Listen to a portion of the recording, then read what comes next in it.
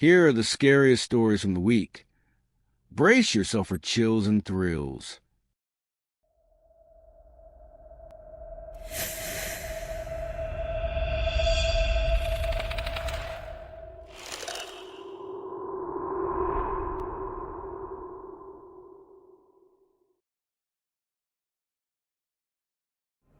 What would you do if the very place you went to escape the world became the last place you'd ever want to be? For one man in 2020, that's exactly what happened. He thought a quiet trip into the Colorado wilderness would help him clear his head. Instead, he discovered something far more disturbing. Someone was watching him, hunting him, and they weren't planning to stop. This isn't a campfire story or a made-up legend. This is what happens when the shadows in the forest belong to someone who already knows your name. It all started in the middle of the pandemic. The world was locked down, and life for a lot of people had already spiraled out of control. For this man, let's call him Jake, things had gone from bad to worse. He'd lost his job. His reputation had been dragged through the mud, and he was being harassed online by people who seemed to know far too much about him. The constant barrage of calls, texts, and private numbers never stopped. Day and night, it was like someone was trying to break him mentally. So when he finally had the chance to just get away, he grabbed it. He packed up his gear, loaded his tent, and headed out into the Rocky Mountain National Park, far away from cell towers, social media, and the people who wanted to see him suffer. For once, it was just him, the snow-covered trees, and the sound of water trickling to the creek near his camp. And at first, it worked. The cold Colorado air cleared his head. The silence gave him peace. And for the first time in months, Jake felt safe. But it didn't last long. On his very first night, something broke the silence. It wasn't an animal rustling in the distance or a gust of wind shaking the branches. It was his phone, buzzing, lighting up in the middle of the night. He didn't recognize the number, and that's when the pit formed in his stomach. He'd changed his phone. He'd gotten rid of the old SIM card. This wasn't supposed to happen anymore. The message read, "I like your spot. Cozy tent. That little fire by the creek looks nice." Jake froze. His blood turned to ice. He knew what this meant. Someone was out there in the darkness, close enough to see every detail of his campsite. At first, he tried to brush it off as some kind of prank.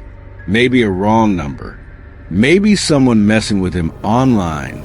But then another message came through. "You shouldn't sleep so close to the water. Hypothermia is no joke." This wasn't a coincidence. This was real. Someone was out there, hiding in the trees, watching. He grabbed his flashlight and stepped out of the tent, shining across the snow, his breath fogged in the freezing air. Nothing, just the endless black between the trees. He walked a circle around his camp, heart racing, his ears straining for any sound. The forest was silent, but when he crawled back into his tent, his phone buzzed again. This time, it wasn't a text. It was a photo, a picture of his own tent, taken from just a few feet away. That was the moment Jake knew he wasn't imagining it. Somebody was there, and they weren't trying to scare him off. They wanted him to know. The rest of the night was a blur of terror. Every time he thought he heard footsteps crunching in the snow, he whipped his head around, scanning with the flashlight. Nothing. Then came the snapping of twigs, the rustle of fabric, a shadow moving just outside the tent wall. Finally, when the sound of breathing came from directly behind his tent, Jake snapped. He grabbed his gun, pointed into the air, and fired. The shot echoed like thunder across the valley, bouncing from tree to tree.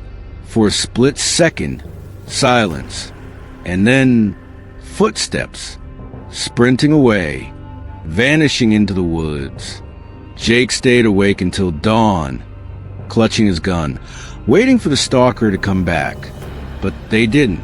When the sun finally rose, the snow was disturbed boot prints, circling his campsite like a predator testing its prey. He never found out who it was. No face, no name, just a cruel reminder that no matter how far into the wilderness you go, you might not be alone.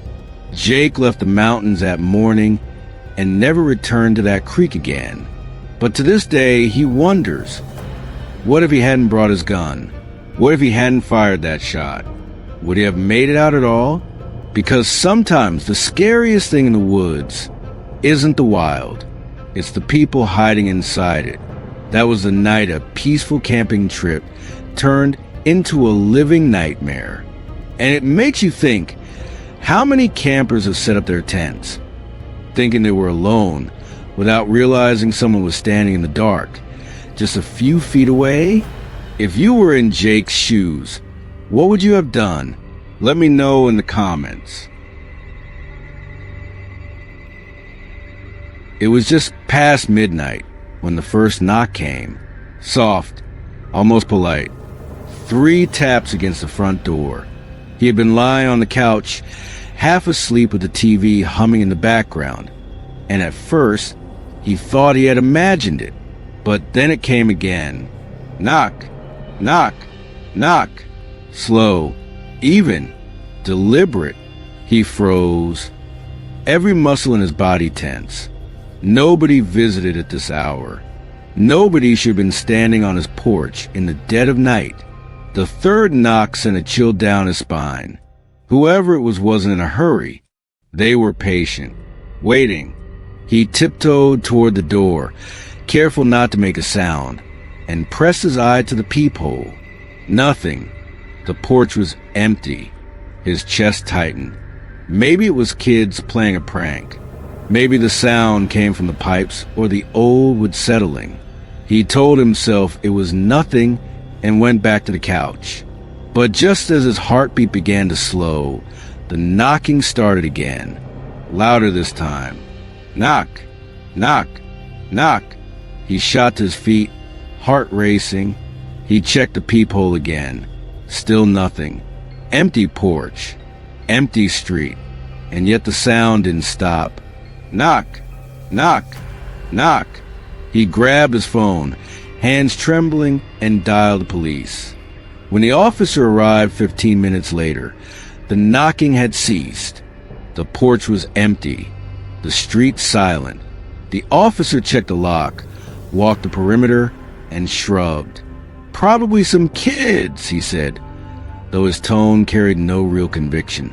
After the officer left, the house was too quiet. He sat on the couch, clutching his phone like a lifeline, ears straining for any sound. That's when it started again. Knock, knock, knock. Only this time, it wasn't coming from the front door. It was coming from the back. He bolted upright, adrenaline surging. But when he reached the kitchen and peeked through the blinds, the backyard was empty. No movement, no shadows, nothing. The knocks grew louder, sharper, coming now from the side door, then the garage, then the windows, always 3 at a time. Knock, knock, knock. He covered his ears, begging for it to stop, but the sound seemed to seep through the walls, vibrating inside his skull. Every door, every window, every corner of the house. The knocking circled him, relentless, closing in from all sides. And then silence. He didn't sleep that night, didn't move from the couch. When dawn finally broke, the sunlight pouring through the windows made it almost possible to believe it had all been in his head. Almost, because when he opened the front door to check, his stomach dropped, all across the porch, covering the wood in neat, perfect rows, were handprints, dozens of them, some small, some large, pressed into the paint as if made by hands coated in ash. And in the very center of the door, just at eye level, was a single phrase scrawled into the wood, written with what looked like the same blackened substance. "Let me in." As a kid, I loved the shore. Summers were spent running barefoot along the sand, chasing waves, and laughing with friends until the sun dipped below the horizon. My family had a modest beach house, but my friend Charles had something even better, a larger house right on the water, perfect for summer mischief. One weekend, when I was about 6, Charles, Riley, and I planned a few unsupervised days at his place. Riley, just a year older, had recently gotten his license, so we drove down together, buzzing with excitement. The drive was chaotic. Riley, not the most skilled driver, swerved and cursed at turns, sending the three of us into fits of laughter. When we arrived, we wasted no time moving our things inside and exploring. The layout of the house mattered. A front door, a garage connecting front and backyards, a sliding door at the back, an upstairs deck, and a spiral staircase leading from the deck to ground. The house backed onto a narrow lagoon with homes across the water. Little did we know, the layout would determine our fate. By evening, we had located a few girls via Snapchat: Rosie, Alexa, and Sophie. They agreed to come hang out, and we stocked up on enough weed and alcohol to last the weekend. That night, the 6 of us lounged in Charles's backyard pool. The air was warm, the water steaming, and smoke from our joints curled into the night sky. Everything felt perfect. Then Charles froze. He turned the music all the way down and stared past me toward the lagoon. At first, I laughed. "Relax. It's probably someone on the other side," I said. But Charles shook his head. "No. The family who lives there is in Florida this week. That's not possible." My laughter died instantly. Something felt off. We watched, holding our breath, as 4 tall silhouettes emerged on the dock, motionless, facing our house. Their presence was chilling. I couldn't tell what they were wearing or even their features, only that they were looking directly at us. One of the girls whimpered, and I felt the first real pang of fear. Suddenly, for consecutive splashes echoed from the lagoon. They were swimming. The intruders had entered the water, and they were coming toward us. Panic surged. We were drunk, unarmed, and completely vulnerable. Charles shouted for us to get inside, and we obeyed, moving as quickly as possible, hearts hammering in our chests. Riley slammed the sliding door shut, locking it, while Charles ran to the front door to secure it as well. The footsteps above us were faint but unmistakable. They had made it inside. For the first time, the thrill of summer fun gave way to sheer terror. We huddled in a room invisible from the outside, listening to every sound, every creak of the floorboards, every whisper of the wind. We couldn't stay there forever. The intruders could easily find us.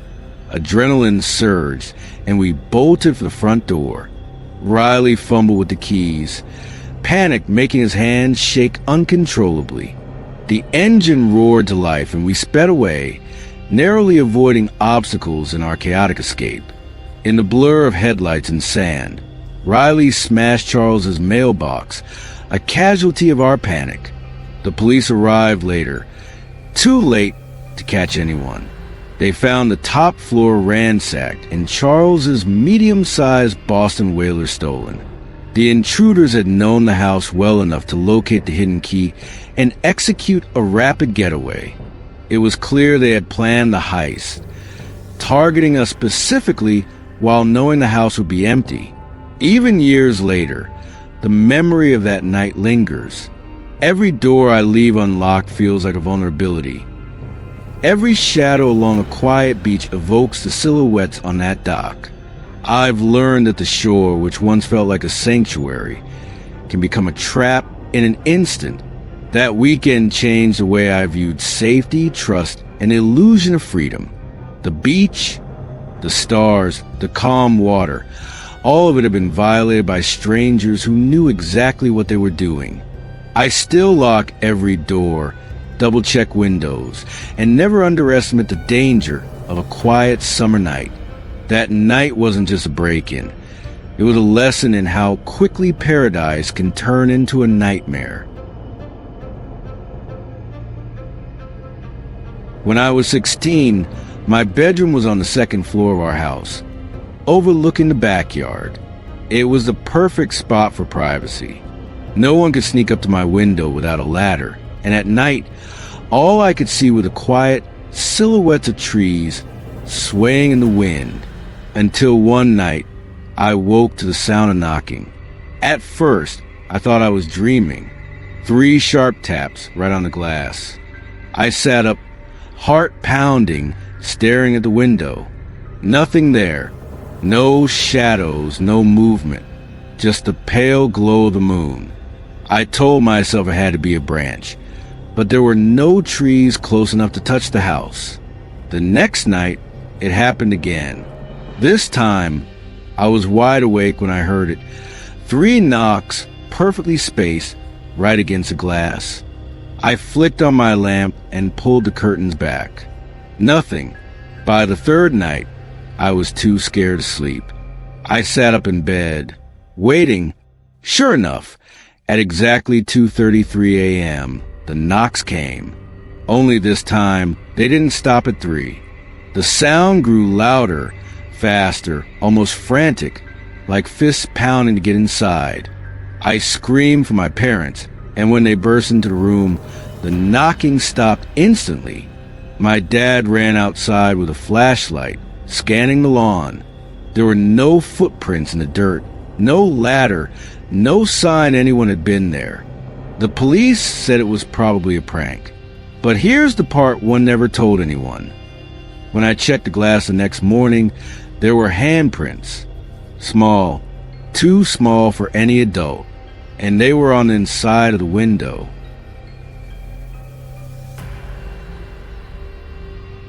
Evan wasn't running toward a new life.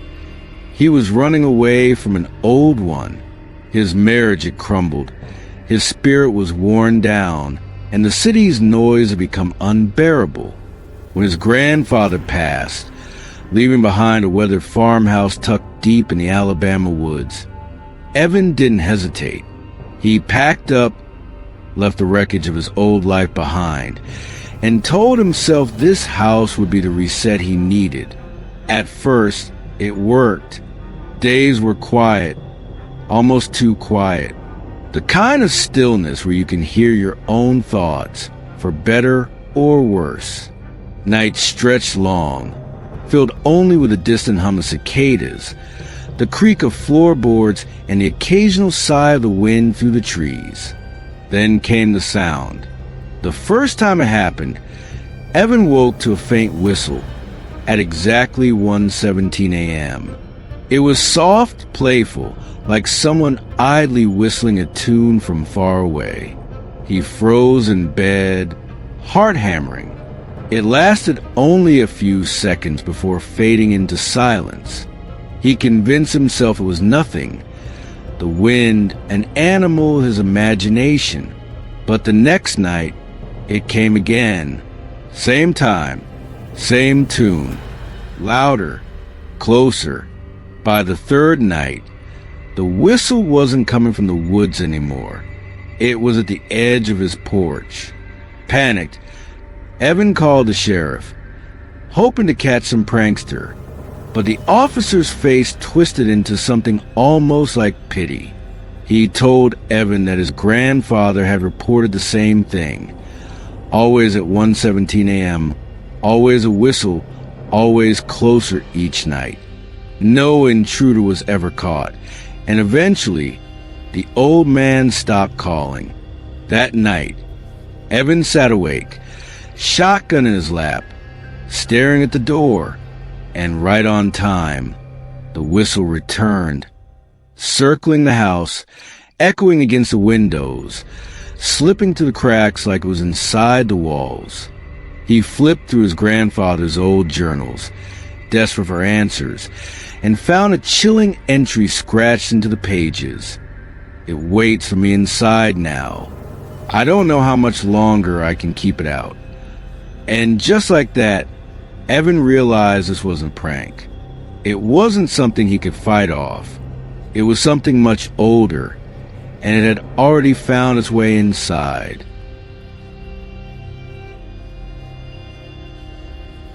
Every family has traditions.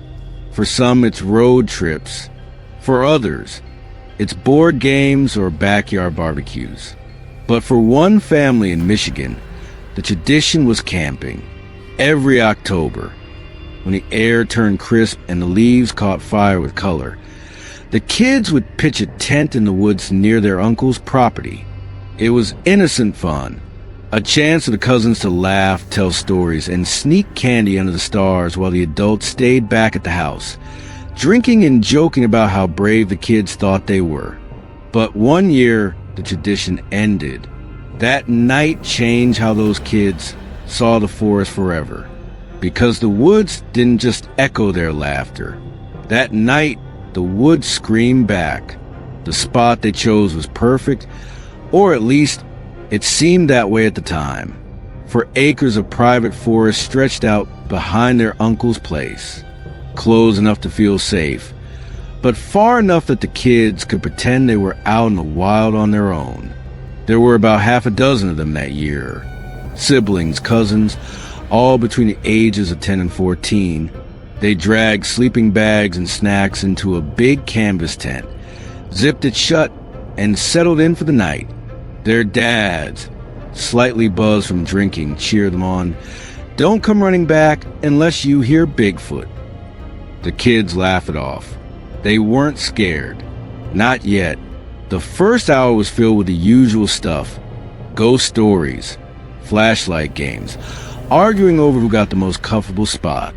Every sound outside the tent, an owl, a branch snapping, was followed by giggles and teasing. Then came the first scream. It was faint, distant, carried on the wind, sharp enough to cut through their laughter. Everyone froze. Someone whispered, "Did you hear that?" Another shrugged. "It's probably a fox. They sound weird at night." The group nodded, trying to convince themselves. But unease had already crept in. Minutes later, it came again. Louder this time. Closer. It didn't sound like an animal. It sounded human, like someone crying out in pain. The tent fell silent. Every child sat up, wide-eyed, listening.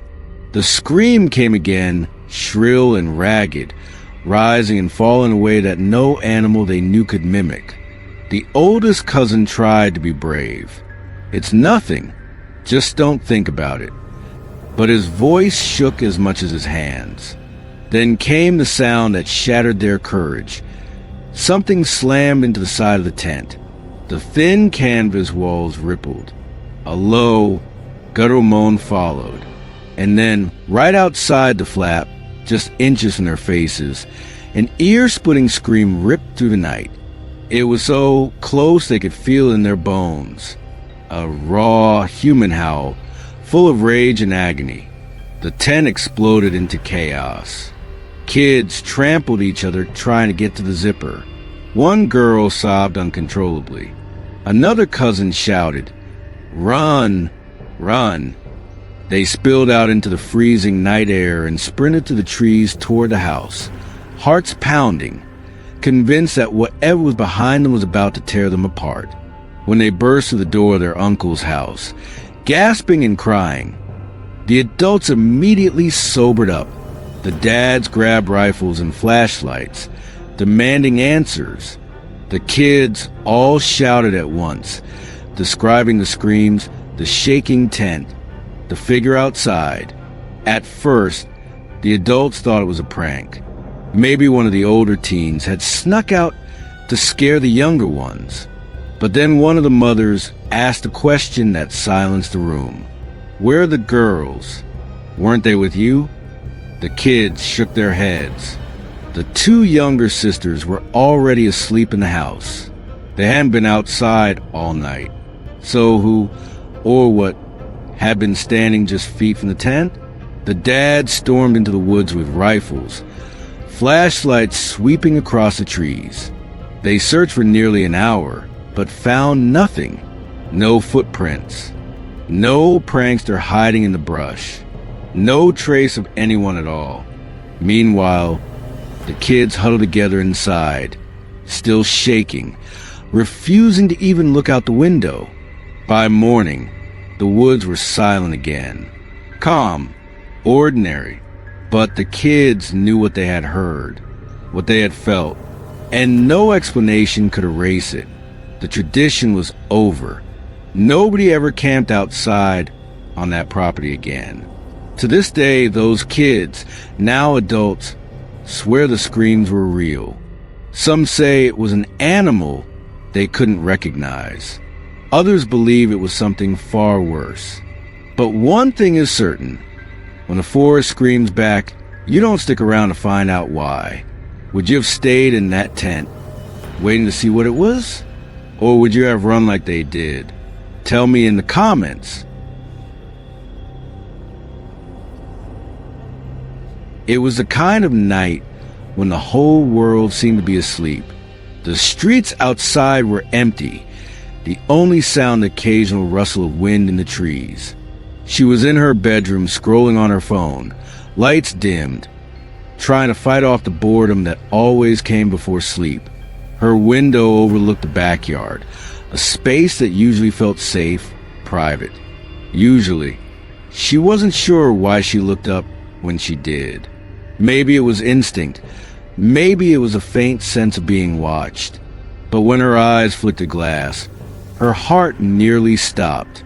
There was a man standing outside, not moving, not making a sound, just standing there in the dark, inches from her window.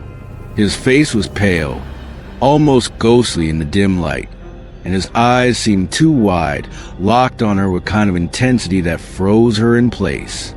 He wasn't wearing a mask. He wasn't hiding. He just stood there, staring at her through the glass, as if he had every right to be there. Her breath caught in her throat. At first, she thought it had to be some kind of reflection, a trick of the light. But then he blinked. Slowly, deliberately, she stumbled back from the window, heart racing. The curtains. She had to close the curtains. But when she forced herself forward and yanked them shut, she swore she heard it. The faint scrape of a hand brushing against the glass. Her mind spun. Who was he? How long had he been there? And why wasn't he moving? She called her parents, whispering frantically into the phone. They told her to stay put, that they were on their way. The minutes stretched endlessly. She could feel him still out there, could almost hear the weight of his breathing through the thin barrier of glass. When headlights finally swept across the backyard, relief flooded her chest. But when her parents rushed inside, threw open the curtains, no one was there. The yard was empty. The grass was undisturbed. Not a single footprint. Her parents tried to comfort her, saying she must have imagined it, that maybe she'd been half asleep, maybe it was a dream. But she knew what she saw. And the worst part wasn't that the man had disappeared. It was what she noticed the next morning. On the outside of the window, right where his face had been, was a single faint handprint pressed against the glass. She cleaned it immediately, trying to forget. But sometimes, late at night, when the house is still and the curtains are drawn, she swears she hears again, the faint scrape of fingers tracing the glass, waiting for her to look up.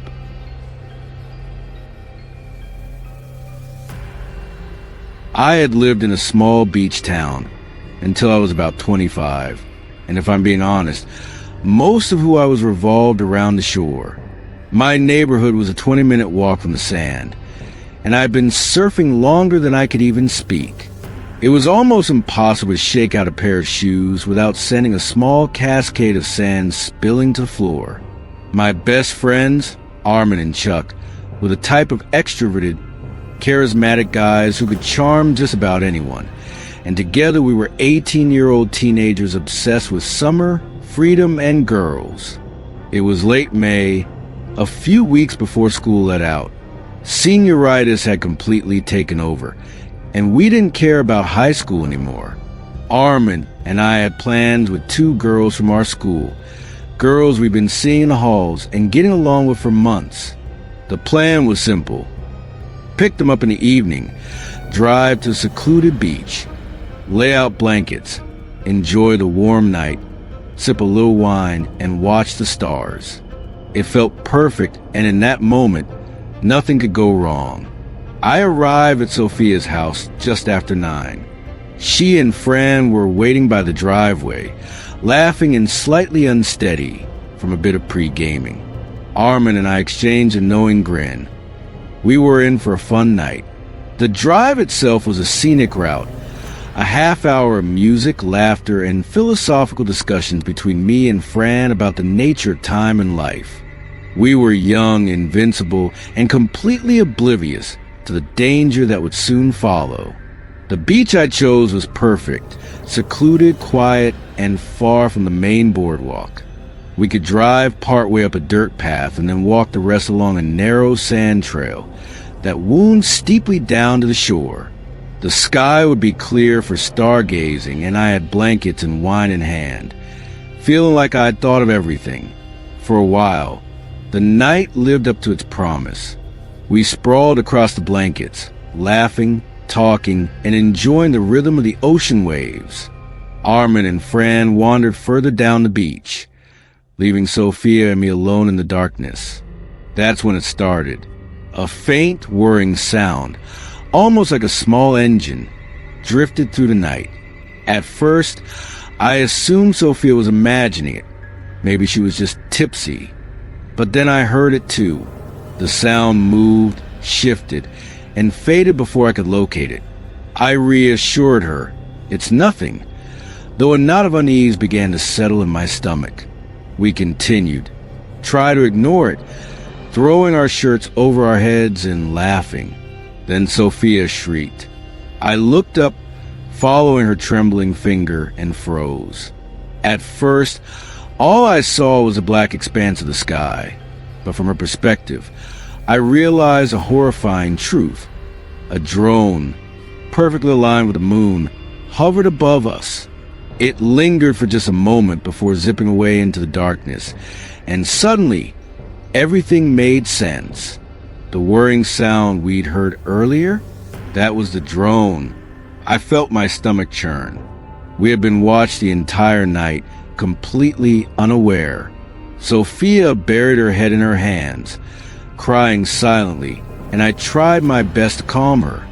I suggested we head back to the car, but the joy of the night was gone. Armin and Fran had already arrived, and I explained what had happened.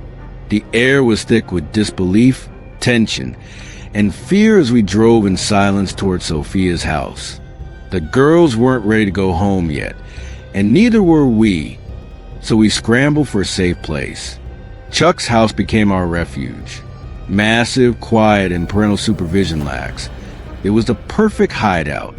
But just as I was catching my breath, my phone lit up. A single notification flashed on the screen. AirTag found moving with you. My heart stopped. The terror of the beach, of being watched by a drone, was nothing compared to this. We had been tracked. Panic set in.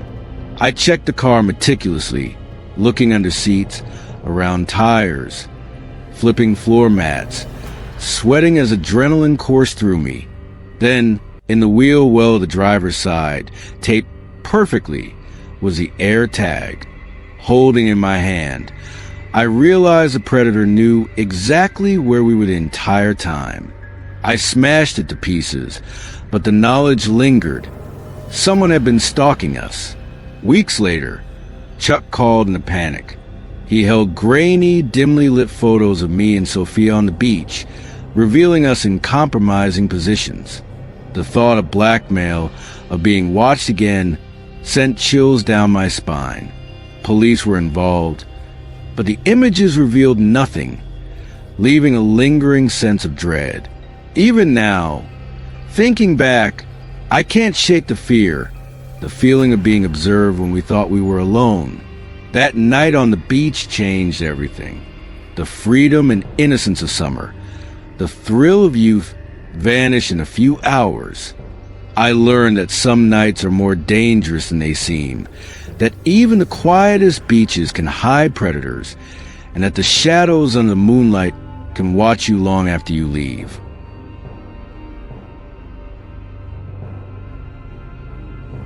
The house I grew up in had this narrow staircase. Old wood, steep steps, the kind that always creaked when you walked on them. During the day, it was nothing special, just part of the house. But at night, when the lights were off, that staircase seemed to swallow up all the shadows. I usually stayed up later than my parents, lying on the couch in the living room watching TV. From where I sat, I had a clear view of the staircase. Most nights, it was just an empty stretch of darkness. But one night, I muted the TV for a second and heard it, a faint creak, like someone putting weight on one of the steps. I turned, and there, at the bottom of the stairs, was a figure. It was tall, too tall. Its shoulders seemed to brush the walls, its body blacker than the shadows around it. I thought it had to be my dad, but when I called out, it didn't answer. It didn't move. It just stood there watching me. Then, slowly it began to climb, one step at a time, each board groaning under its weight. I backed up, my heart racing, but when I blinked, just for a split second, it was gone. I told myself it had to be my imagination, maybe a trick of the light. But the sound stuck with me. Every few nights after that, when the house was quiet, I'd hear the staircase creak again. Just one step, never more. The strangest part? Whenever happened, the dog would stand at the base of the stairs, hackles raised, growling at something I couldn't see. I finally asked my parents if either of them ever went downstairs in the middle of the night. They looked at me like I was crazy. We never used those stairs after dark, my mom said. So to this day, when the house settles at night, I avoid looking at the staircase, because sometimes I still hear those slow, heavy steps, and I know I'll see that shadow again.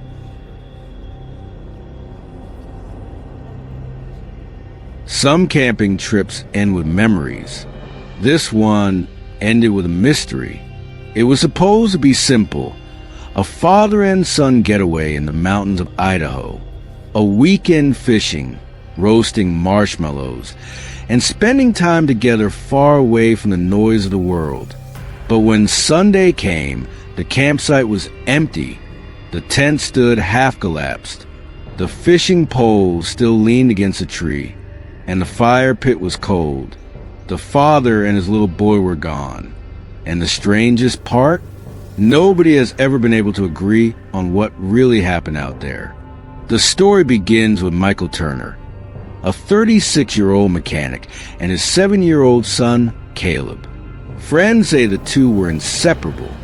Caleb idolized his dad, and Michael would do anything for his son. That summer, Michael had been working long hours. He promised Caleb that when he finally had a free weekend, they'd go camping together, just the two of them, no phones, no distractions. So in late June, they packed a truck with supplies and drove out to a remote part of the Sawtooth Mountains. Michael had camped there as a kid with his own father. He told friends it was a safe place, a spot where he could teach Caleb how to be a man. But it wasn't safe. And by Monday, they were gone. When Michael and Caleb didn't return home, relatives grew worried. At first, they thought maybe he decided to extend the trip. But after calls went unanswered, They contacted the sheriff. A search party set out immediately. They found the campsite less than 24 hours later, tucked between the trees near a riverbank. Nothing looked violent, but something was off. The cooler was still full. The tent had collapsed on one side, as if someone left in a hurry. Their fishing gear was untouched. Caleb's favorite toy truck sat abandoned in the dirt. It looked like they'd simply walked away. But why? That night, rescuers spread out through the woods, calling their names, blasting whistles, even flying helicopters overhead. No response. No sign. Then, on the second day, search dogs picked up a trail. The scent led them about a mile from camp before abruptly stopping in the middle of a clearing. No footprints. No clothing. No blood. Just nothing. It was as if father and son had vanished into thin air. Rumors spread quickly. Some locals whispered about wild animals, but experienced trackers ruled that out. There were no signs of a bear attack, no drag marks, no torn clothing. Others claimed it was foul play, that someone had lured them out there. But again, there was no evidence. Michael had no enemies. Nobody in town believed he'd hurt his own son. And then there were the stranger theories. Several searchers claimed that at night, deep in the woods, they heard a child's voice calling for help. But when they rushed toward the sound, it would always fade, as if moving just out of reach. Others swore they saw lights in the trees, bright, white flashes that vanished the second they looked directly at them. One deputy admitted later that he couldn't explain what he saw. A figure standing on the ridge above the campsite, watching silently. When he blinked, it was gone. Of course, none of this was ever written in the official report. But to the people who were there, something about that search felt wrong. Weeks passed, then months, and finally, the search was called off. No bodies, no evidence, just questions. Michael's family refused to give up. They posted flyers, interviewed psychics, even hired private trackers. Nothing. Caleb's mother, who had been separated from Michael, later said in an interview, "I don't think they're gone. I think something took them." Her words only fueled the speculation. Years later, the case is still unsolved. Some say Michael simply walked away from his life and took his son with him. Others believe they got lost, though seasoned hikers point out that Michael knew those mountains well. But there's another theory. The locals still whisper about the sawtooths being thin in certain places, that the forest itself has doors you're not supposed to open, and that maybe Michael and Caleb found one. To this day, no trace of Michael or Caleb has ever been found. Not a shoe, not a scrap of clothing, nothing. So what really happened that weekend? Did they get lost? Or did something far more mysterious occur in those woods? The truth is, we may never know. But if you ever find yourself camping deep in the sawtooths, remember this. Sometimes the forest doesn't give back what it takes. If you were on that search team, what theory would you believe? Tell me in the comments.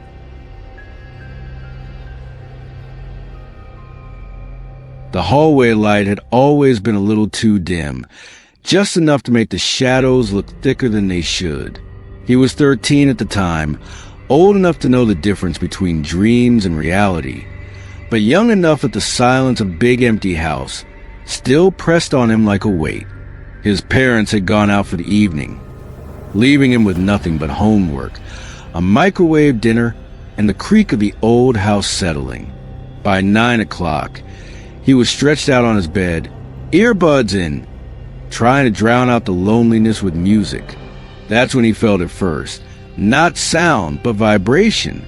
A faint tremor in the floorboards, so subtle he thought he'd imagined it. Then it came again. Steady, rhythmic, Footsteps. He yanked the earbuds out. The house was quiet except for the sound of his own breathing. Too fast, too shallow. He told himself it was the neighbors, sound carrying weird through the walls. But this wasn't muffled. It was close. The footsteps were coming from a hallway, and that was impossible because the hallway door was locked. His parents always locked it from the inside before they left, just a habit they had. He had checked it himself earlier. He remembered the metallic click as the bolt slid into place. Yet the sound was unmistakable. Slow, deliberate steps pacing back and forth. Heel, toe, heel, toe. Right outside his room. He held his breath, staring at the crack beneath the door. No shadows passed by, no shapes moved. Just that steady rhythm, as if someone unseen was wearing a path into the floorboards. Gathering his courage, he crept to the door and pressed his ear against the wood. The sound stopped instantly. Silence. He pulled back, nerves fraying, when suddenly the footsteps resumed, this time faster, sharper, rushing down the hallway, straight toward his room. He stumbled back, nearly tripping over his chair. The footsteps stopped just outside. He could feel it now. The weight of someone standing there, separated from him by only a thin slab of wood. His hand hovered over the doorknob, part of him desperate to fling it open and prove there was nothing there. Before he could move, the knob began to turn. It rattled violently, as though someone was forcing it, try to push their way inside. He screamed, backing into the far corner of the room. And then silence again. Minutes passed, maybe hours. He couldn't tell.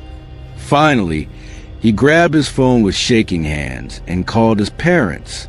His father's voice on the other end was calm, steady, but tinged with something he couldn't place. "Stay in your room," his father said. "We'll be home soon." When they arrived, the house looked exactly the same as when they'd left. Doors locked, windows latched, nothing out of place. His father checked the hallway, shook the knob, and gave him a reassuring smile. But years later, he learned something he was never supposed to know. Long before they bought the house, the previous owner had been a man who kept the hallways sealed off. He claimed there was something wrong with it, something that walked there at night, pacing endlessly.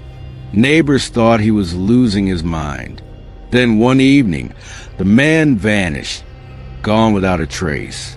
The only clue was where his body should have been, in the hallway. Beaches had always been my sanctuary. Sun, sand, and the endless possibility of adventure. As a kid, I spent every summer counting down the days until I could run along the shore without a care in the world. But one summer, that sense of freedom turned into something terrifying. It started as a simple weekend at my friend Charles's beach house on Long Beach Island, LBI. Charles and I, along with our friend Riley, were 6 and 7 years old then, or maybe it was later in our teens, the memory blurs. But what mattered was that we were eager for unsupervised fun. Charles's house was a dream for kids our age. It had a front door, a back sliding door, a garage connecting front and back, a spiral staircase from the upstairs deck to the yard, and crucially, it overlooked a narrow lagoon. Across the water were other homes, usually quiet and dark. That weekend, we had the house to ourselves. Riley drove us down in his car, and the ride was chaotic in the best way. Swerving, laughing, and occasionally cursing at the narrow roads. The excitement was palpable. No adults, no rules, only endless possibilities. After unpacking, we immediately set to work contacting local friends. That weekend, we managed to invite 3 girls, Rosie, Alexa, and Sophie. The plan was simple: drinks, music, and a little weed for good measure. By nightfall, the six of us were in Charles's backyard pool, laughter mixing with the softness of steam rising from the heated water. The breeze carried the faint salt of the lagoon, and for a while, it was pure bliss. Then, without warning, Charles froze. The music abruptly cut off, and he stared toward the lagoon with an intensity that made us pause. I laughed at first, assuming he was joking, but the look on his face told a different story. He whispered, "Do you see that? Over there on the dock." My gaze followed his, and I squinted through the darkness. At first, I thought it was nothing, just shadows among shadows. But then I noticed movement, 4 tall silhouettes, standing motionless, facing our house. Fear set in instantly. The girls clutched each other nervously, and I felt a chill that had nothing to do with the water. The figures didn't move, but their presence was oppressive, almost alive, as if they were measuring us, watching every motion. Charles told us to get inside, and we obeyed, hearts pounding. But just as we were securing the doors, a sound split the night. The faint, deliberate splashes of 4 bodies entering the water, swimming toward us. Panic surged. We were drunk, unarmed, and completely vulnerable. Riley slammed the sliding door shut, locking it, while Charles ran to front to do the same. But it didn't end there. Saw footsteps above us, quiet and deliberate, signal that someone had made it inside. Adrenaline and fear turned our minds into a whirlwind. We had no weapons, no plan, and no way to defend ourselves. The only option was escape. We sprinted for the front door, diving into the car, with Riley fumbling to start the engine. Our hearts raced as we sped away, narrowly avoiding obstacles in the dim moonlight. In the chaos, Riley destroyed Charles's mailbox, a small casualty in the chaos of our escape. Once we were a safe distance away, we called the police. By the time they arrived, the intruders were long gone. The aftermath was devastating. The top floor of the house had been ransacked, and Charles's medium-sized Boston whaler, a valuable boat, was missing. It became clear that the culprits knew the house intimately, including the location of a spare key hidden in a small hatch below the steering wheel. Whoever planned this heist had precise knowledge of the property and had executed their plan with unnerving efficiency. Even years later, the memory lingers. I can still see the tall figures on the dock, standing motionless, watching, waiting. The sound of splashing in the lagoon haunts me on quiet nights. That weekend changed my perception of safety, trust, and freedom. Beaches, once symbols of joy and liberty, now carry the subtle weight of vigilance and caution. To this day, I triple-check every door and window at my home. The illusion of safety can vanish in an instant, and that summer taught me that paradise can hide danger just beneath its surface. The shadows on the dock, the silent watchers, and the stolen boat are reminders that some memories refuse to fade. Even now, I walk the shore with a heightened awareness. Every splash of water, every rustle in the sand, every silhouette in the distance triggers a rush of adrenaline, and I can't help but remember that summer night on LBI, the night when the beach, my sanctuary, became a place of terror. When my brother and I were kids, we weren't allowed in the basement. My parents said it was dangerous. Too many old tools, sharp things, and broken furniture piled up. But every so often, when I passed the basement door, I swore I could see light leaking out from the crack at the bottom. One night, curiosity got the better of me. While everyone was asleep, I crept out of bed and tiptoed to the basement door. Sure enough, a faint yellow glow flickered beneath it, like a candle. I held my breath and listened.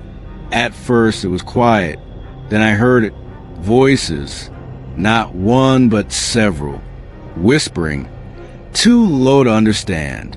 My skin prickled, and I pressed my ear to the wood.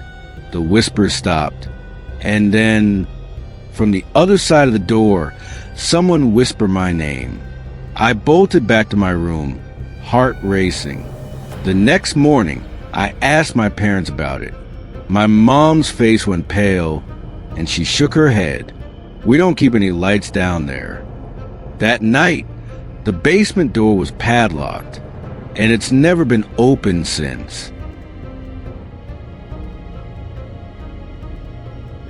She was 16 the night it started, lying in bed with her headphones in, the glow of her phone the only light in the room. It was late, nearly 2 a.m, and the house was quiet enough that she could hear the faint creak of the wood as it cooled. She had almost dozed off when something shifted beneath her. At first it was so subtle she thought it was nothing, a slight dip in the mattress, like when a cat jumps up beside you. She sat up, pulled her headphones out, and scanned the room. Nothing moved. The door was closed. Her dog was asleep downstairs. She lay back down, telling herself she was imagining things. But then came the sound, a soft drag of fingernails across the wooden floor, directly beneath her bed. Her blood turned to ice. She froze, too scared to move, straining to hear. The sound came again, slower this time. A scrape, then a pause, as if whatever was beneath her was waiting for her reaction. She clutched her phone like a weapon and lowered it toward the edge of the bed, the light spilling into the narrow shadow underneath. Empty, her breathing slowed. Maybe it had been a rat, or her imagination running wild. She forced herself to laugh, though her voice shook. She set her phone back on the nightstand. The moment she turned away, something whispered from the shadows under the bed. "I see you." She jolted upright, slamming her back into the headboard. The whisper was faint, childlike, but it came from inches below her. Heart hammering, she leapt from the bed and bolted for the door. Her parents came running, but when they checked, there was nothing there, just dust beneath the bed, untouched. That night, she slept in her parents' room, refusing to go back. But the next evening, while the house was quiet and the lights were off, her parents heard it too. The faint scrape of nails dragging across wood, coming from her empty bedroom. They tried everything, new mattress, new bed frame, even moving her into the spare room, but it didn't matter. The sound followed. The whispers grew bolder, and every night, when the lights went out, the same childish voice returned. "I see you." Now, years later, she swears it still follows her, no matter where she goes. And the only way she can sleep at night is by keeping her bed pressed tight against the wall, because as long as there's no space underneath, there's nowhere for her to hide. Beaches have always held a sense of freedom and excitement for me, but that summer night along the Jersey shore changed everything. My best friend Ricardo and I, both 19, came from well-off North Jersey families and spent our summers enjoying the shore like it was our private kingdom. My house was in Belmar, his in Lavalette, and we'd ride the hour-long drive between towns chasing parties, private beaches, or just quiet nights under the stars. This particular evening, we decided on a calm night. No parties, no noise, just a few beers, a joint, and the wide open sky above us. Even though we'd partied hard the past few weeks, this was a chance to relax and soak in the shore in peace. Lavalette's beaches had that perfect balance of isolation and beauty. High dunes, soft sand, the ocean whispering in the distance. The plan seemed harmless, almost idyllic. After grabbing our bikes from Ricardo's garage, we headed to a less visited stretch of sand. For some reason, Ricardo insisted we ride further than I'd ever been, and though I didn't understand why, I went along. Eventually, we arrived at a desolate beach. No cars, no lights, just a faint glimmer of the moon reflecting off the waves. We hid our bikes under shrubs, lit the joint, and laid back, listening to the gentle lapping of the ocean. It was perfect, or so we thought. That's when it began. A faint buzzing sound, metallic and unnatural, carried over the sand. At first, I ignored it, thinking it was some machine in the distance. Ricardo tensed beside me, his eyes scanning the darkness.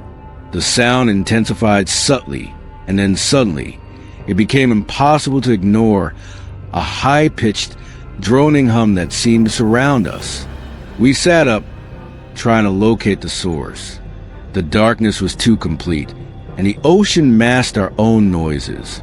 My heart raced as adrenaline kicked in. Whatever it wasn't normal. The buzzing grew louder with every passing second, as though it had detected us, drawn to us. A shadow moved on the dune ahead. I froze. There at the top of the sandhill was a figure, tall, impossibly still, with arms that hung nearly to its knees. It didn't move, didn't breathe, but its presence alone sent a cold shiver down my spine. Ricardo whispered, barely audible, "Do you see that?" I nodded, paralyzed, unable to turn away. Then, as if responding to our awareness, more figures appeared, scattered along the slope, all motionless, all watching. We bolted. My feet sank into the sand as we ran parallel to the beach, heart pounding, lungs burning. The buzzing behind us escalated, almost deafening now, like some monstrous mechanical predator chasing us through the dunes. We had no idea what was drone, hallucination, something else entirely, but we knew it wasn't friendly. We reached another dune and scrambled up the slope, glancing back. The figures hadn't moved. They didn't need to. Their silent observation was enough to terrify us. When we finally reached the top and looked back, the entire beach below us seemed to stretch into a black void, empty, silent, but alive with the memory of what we had seen. That night, we ran all the way home, abandoning our bikes and any sense of calm. The next morning, we tried retracing our path, but the bikes were gone. Stolen? Hidden? We'll never know. And the buzzing, we never heard anything like it again. I've spent countless summers at the Jersey Shore, but that night left a permanent scar. Even now, the thought of a quiet beach, the hush of the dunes, and the hum of some unseen drone fills me with unease. It wasn't just fear of the unknown. It was a feeling of being watched, hunted, even in a place we thought was safe. The beach, which had once been a playground, became a place of shadows, of paranoia, and of memories that refused to fade. Some nights, I can still hear that hum if I close my eyes, and I'm reminded that the shore isn't always friendly. Sometimes, it holds secrets better left undiscovered. When I was a kid, summers meant freedom. My grandparents lived in a small countryside village where the air smelled like fresh grass and wood smoke, and everyone knew each other by name. We spent our days running through fields, climbing trees, and inventing games until the sun dipped low. One afternoon, an elderly woman from the village asked us for a simple favor. Could we gather some wild mint that grew in the open field just outside the woods? We thought nothing of it. To us, it sounded like an adventure. So we set off, laughing, pockets ready to be stuffed with green leaves. The field stretched wide under the sky, the mint growing in thick clusters along the edges. My friends and I spread out, chatting and joking as we worked. That's when we saw them. Two figures, standing at the far end of the field.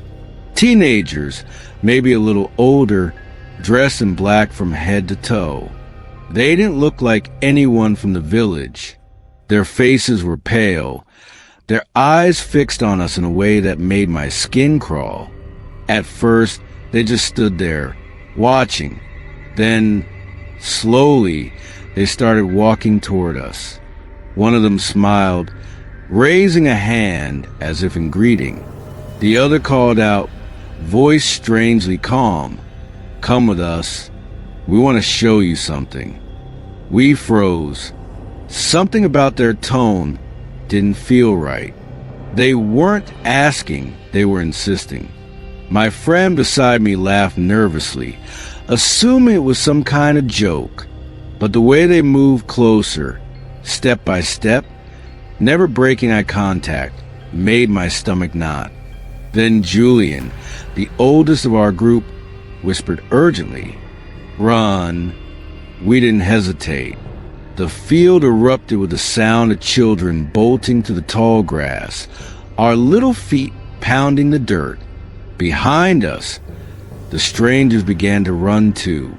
Their footsteps were heavy, faster than ours, closing the distance. Branches slapped at our arms and faces as we plunged into the woods, adrenaline pushing us forward. I dared to glance over my shoulder and saw one of them almost at my heels, his pale face twisted into something between a grin and a snarl. But we knew these woods. We zigzagged through hidden paths, squeezing between trees too narrow for grown bodies to follow easily. By the time we burst back into the village, breathless and terrified, the strangers had vanished. The adults brushed it off, saying we were just imagining things. Probably some travelers passing through, they told us. But we knew what we saw. Two strangers dressed in black, waiting in that field for reasons we never wanted to know. And to this day, I still wonder what would have happened if we hadn't run when we did. When I was a teenager, my family rented a small cabin deep in the woods of Vermont. It was supposed to be a quiet getaway, a chance to disconnect from the chaos of the city and spend a week surrounded by nature. The cabin was old but cozy, with a stone fireplace and creaky wooden floors. The nearest town was miles away, and at night, the forest swallowed everything in complete silence.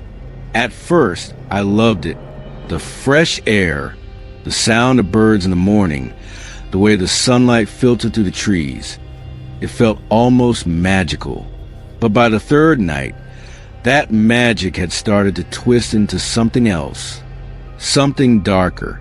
It began with noises, subtle at first. A twig snapping outside when everyone was asleep. The crunch of leaves, like footsteps circling the cabin. My parents brushed it off as deer or raccoons, but I wasn't so sure. There was a rhythm to it, too deliberate to be random. The fourth night is burned into my memory. I woke up around 2 a.m. to the sound of whispering. Not one voice, but several. They were low, almost chanting, and they came from just outside my window. My heart hammered in my chest as I pulled back the curtain.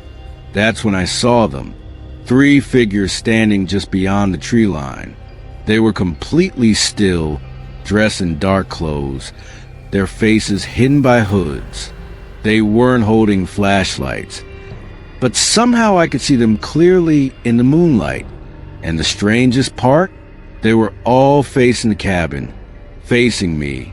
I stumbled back, tripped over the rug, and scrambled into my parents' room. But when we all rushed to look, the figures were gone. My parents told me it was just my imagination, maybe shadows in the trees. But I knew what I saw. The next morning, we found something on the porch. A small bundle of sticks tied together with red string, shaped like a crude little doll. My dad tossed it into the fire, joking that some kids must have left it there. But when I glanced back toward the woods, I saw a flash of movement, like someone ducking out of sight. By then, I was terrified. I didn't want to stay another night, but my parents insisted it was nothing. They said we only had 3 days left, and we'd be fine. They were wrong. That night, everything escalated. Around midnight, the power went out. The entire cabin sank into darkness. We lit candles, trying to stay calm. When we heard it again, footsteps outside, dozens of them, moving slowly, circling the cabin. My dad grabbed a flashlight and opened the door, shining it into the trees. For a split second, the beam caught them. At least 10 figures stand among the trees, watching silently. And then, as if on cue, every single one of them stepped back and melted into the darkness. We barricaded the doors and windows, barely sleeping. By dawn, the power was back, like nothing had happened. My parents still tried to rationalize it, but I could see the fear in their eyes now. The final night was the worst. I woke up to the sound of something scratching against the walls, long, deliberate strokes like fingernails dragging across the wood. My mom whispered for us all to stay quiet, but curiosity got the better of me.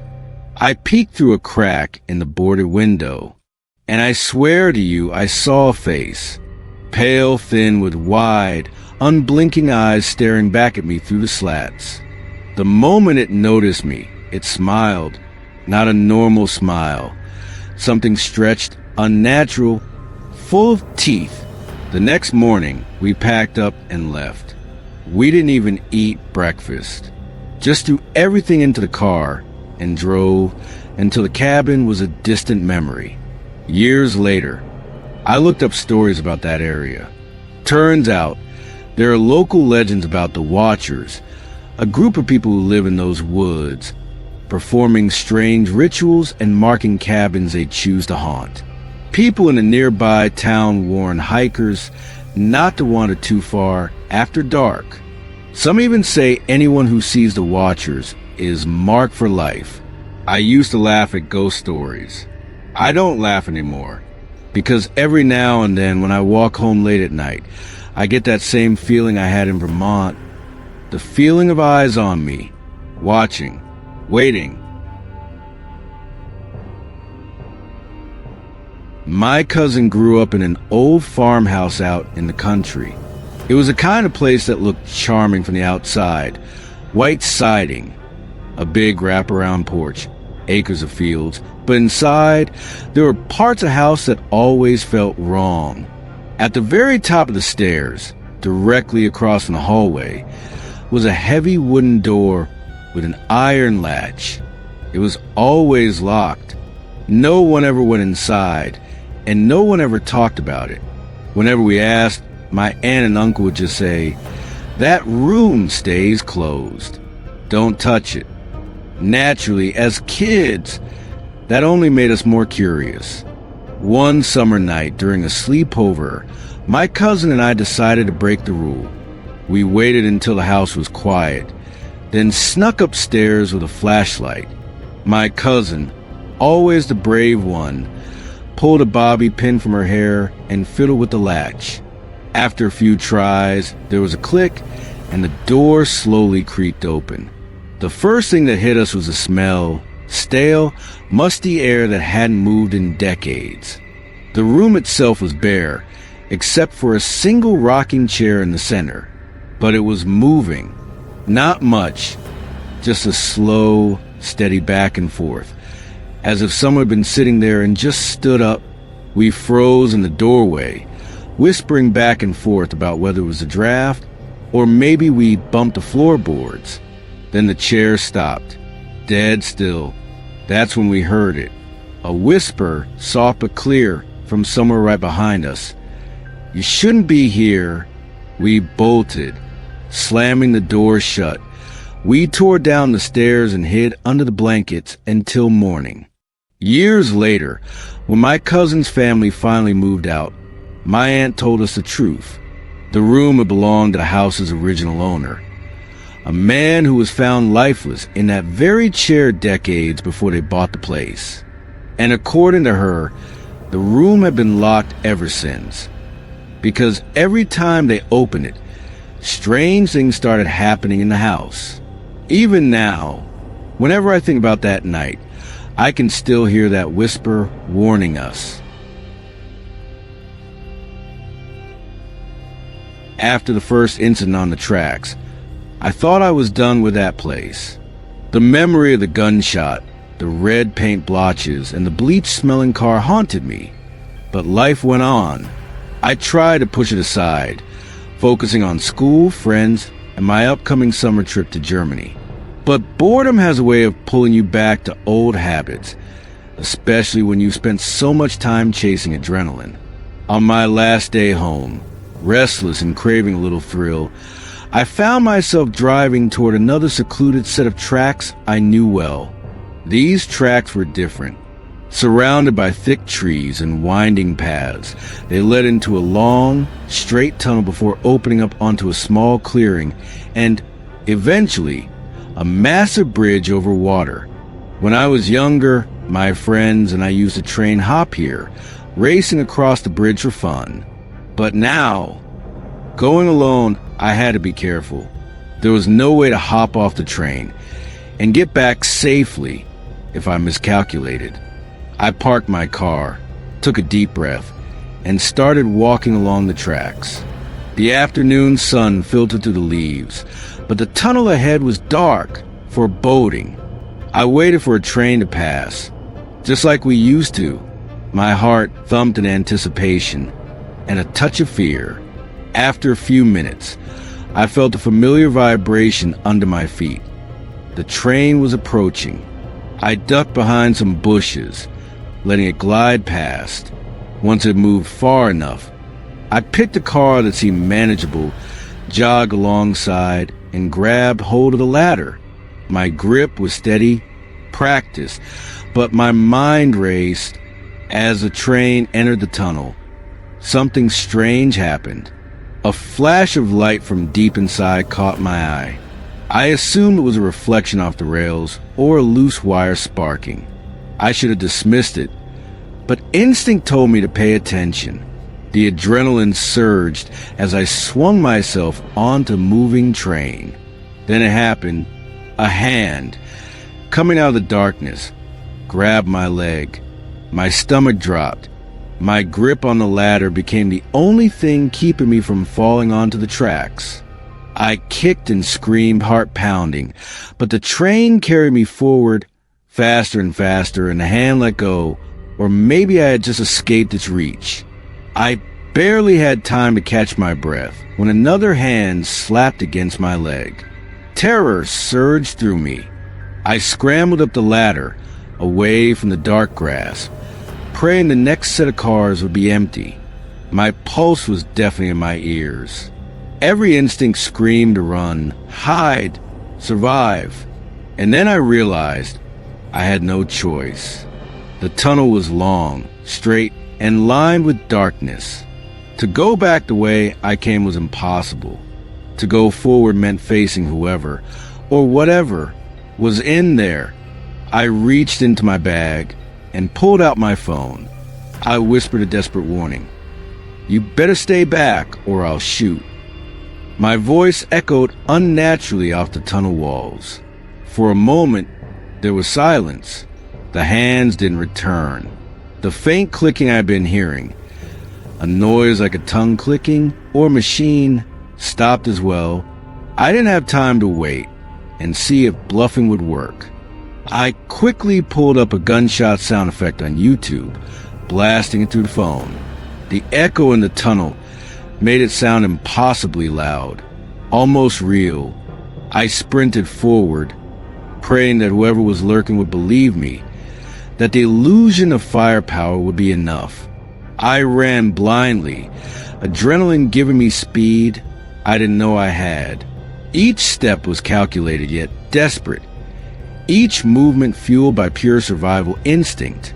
When I finally emerged on the other side, the light of the clearing hit me. but it didn't feel safe. Shadows lingered along the tracks. Two figures stood there, tall, imposing, unmoving.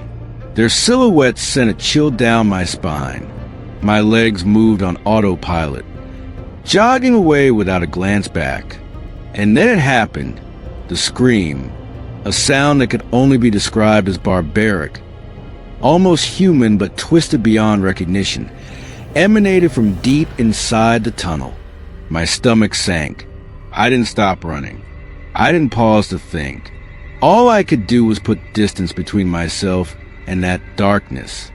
I couldn't tell if they had been waiting to drag me back, or the hands in the tunnel were part of some sick game. What I did know was simple. I wasn't coming back here, not ever. Walking home, my mind replayed every detail. The flash of light, the hands, the echoing scream, the two silhouettes in the clearing. Questions flooded my mind. Who were they? Why were they there? A homeless person, an obsessed stalker, or something far worse? Every possibility felt horrifying. I remembered the first incident, the bleach-smelling car, the chains, the chair. It all connected in my mind. Whoever had been there before had been waiting for someone to cross a line, and I had been the target. I thought about my younger friends, the thrill we had chasing adrenaline, hopping trains, leaving marks. It seemed innocent then, but looking back now, I realized just how reckless we had been. Curiosity is a powerful thing, but it can also lead you into the darkest corners of the world. Corners you weren't meant to see, corners that leave you shaken for months, maybe years. That night, I couldn't sleep. Every creak of my apartment, every distant car, felt like it was the echo of those hands reaching for me. I couldn't tell anyone exactly what happened. Not my parents, not my friends, without them thinking I was exaggerating. But I knew the truth. The truth was that the tracks, the tunnel, the shadows, they weren't safe. And even when daylight comes, even when the world seems normal again, the memory of that fear lingers. It waits in the corners of your mind, whispering that the darkness you survived is never truly gone. When I was in college, I rented an old two-story house with two of my friends. The rent was cheap, almost too cheap, but we didn't ask many questions. We were broke students, and the place seemed perfect. Hardwood floors, a big backyard, and even a dusty old attic we thought we could use for storage. From the very first night, the house felt off. The air inside was colder than outside, even with the heater running. The floorboards creaked when nobody was walking on them. At first, we laughed it off. Haunted house vibes, we joked. But the laughter didn't last long. The first real incident happened about a week in. I was studying late in the living room when I heard footsteps above me, heavy and slow. The problem was, the attic was empty. We hadn't even gone up there since moving in. I froze, staring at the ceiling, my pen trembling in my hand. Then, just as suddenly, the footsteps stopped. The next morning, I mentioned it to my roommates. One of them, Jake, shrugged and said, "Old houses make noises." The other, Lisa, looked pale and admitted she'd heard the same thing 2 nights earlier, but didn't want to scare anyone. We decided to check the attic. The stairs were narrow and steep, leading up to a wooden door with a rusty handle. When we pushed it open, a wave of stale, cold air washed over us. The attic was dark, filled with dust and cobwebs. Nothing unusual, except for one thing. In the far corner, there was an old rocking chair, and it was moving, slowly, back and forth, back and forth. Jake ran over and grabbed it, trying to prove it was just the wind. But there were no windows up there, no draft strong enough to push a heavy chair. We all exchanged uneasy looks and decided to keep the attic locked from then on. But locking the door didn't stop it. Over the next few weeks, strange things started happening. We'd wake up to find the attic door cracked open, even though we'd locked it the night before. Items in the kitchen would go missing and reappear in odd places, like a spoon balance on top of the doorframe, or Lisa's keys found inside the freezer. And always at night, the footsteps, slow, deliberate, pacing above us while we tried to sleep. The breaking point came one night around 3 a.m. I woke up to the sound of whispering. It was faint, almost like a radio turned low, but it was coming from right outside my bedroom door. My heart pounded as I crept closer. The whisper stopped. I opened the door. Nothing. The hallway was empty. But when I glanced upward toward the attic hatch, I saw it. A shadow. Long, spindly fingers gripping the edge of the hatch, pulling back slowly into the darkness above. I slammed my door shut and didn't sleep a second that night. The next day, we decided we couldn't ignore it anymore. Jake, ever the skeptic, wanted to prove it was just our imagination. So we brought a flashlight, a baseball bat, and all three of us climbed into the attic together. At first, it was silent, dust floating in the beam of the flashlight, the rocking chair sitting still in the corner. Then Lisa gasped. On the floor, scratched into the wooden planks, were words, dozens of them, overlapping each other, written in frantic, jagged letters. Get out. Mine. Don't look. Suddenly, the flashlight flickered and went out. In the darkness, we heard it, the creak of the rocking chair, moving again, and then a voice, low, raspy, right in our ears. Why are you here?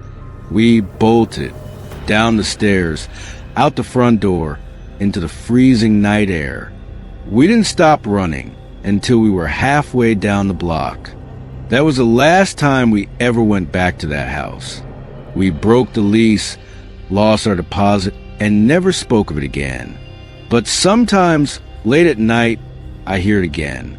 That slow, steady creak of a rocking chair.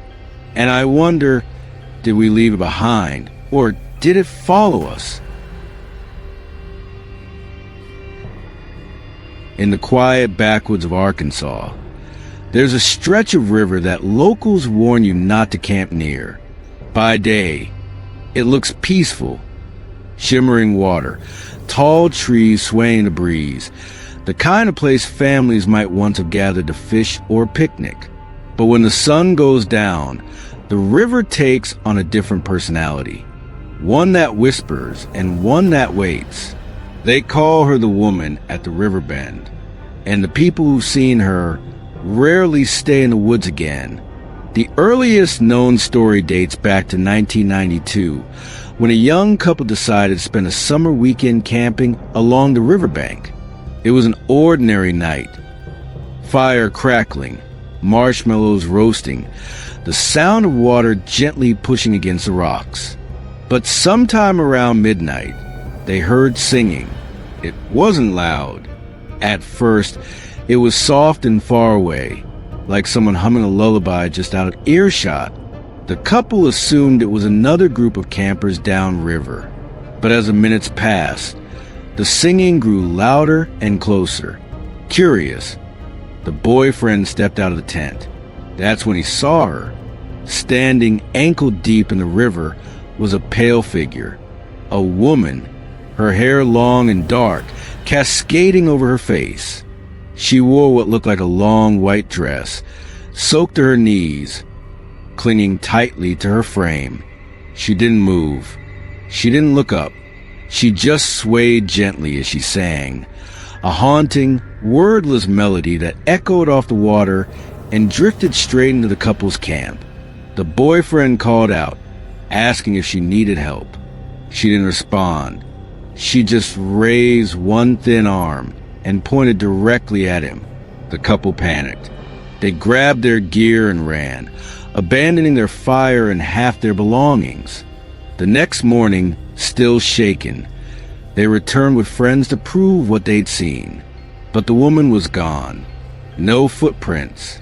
No signs of struggle. Instead, on the sandbar where she had stood, they found dozens of small handprints pressed into the mud. Not footprints. Handprints. As if children had been crawling on their hands and knees, all in one spot, all pressed into the ground around where she'd been. That detail never left them. In the years that followed, other campers told eerily similar stories. A lone woman by the water, always at night, always silent until you saw her.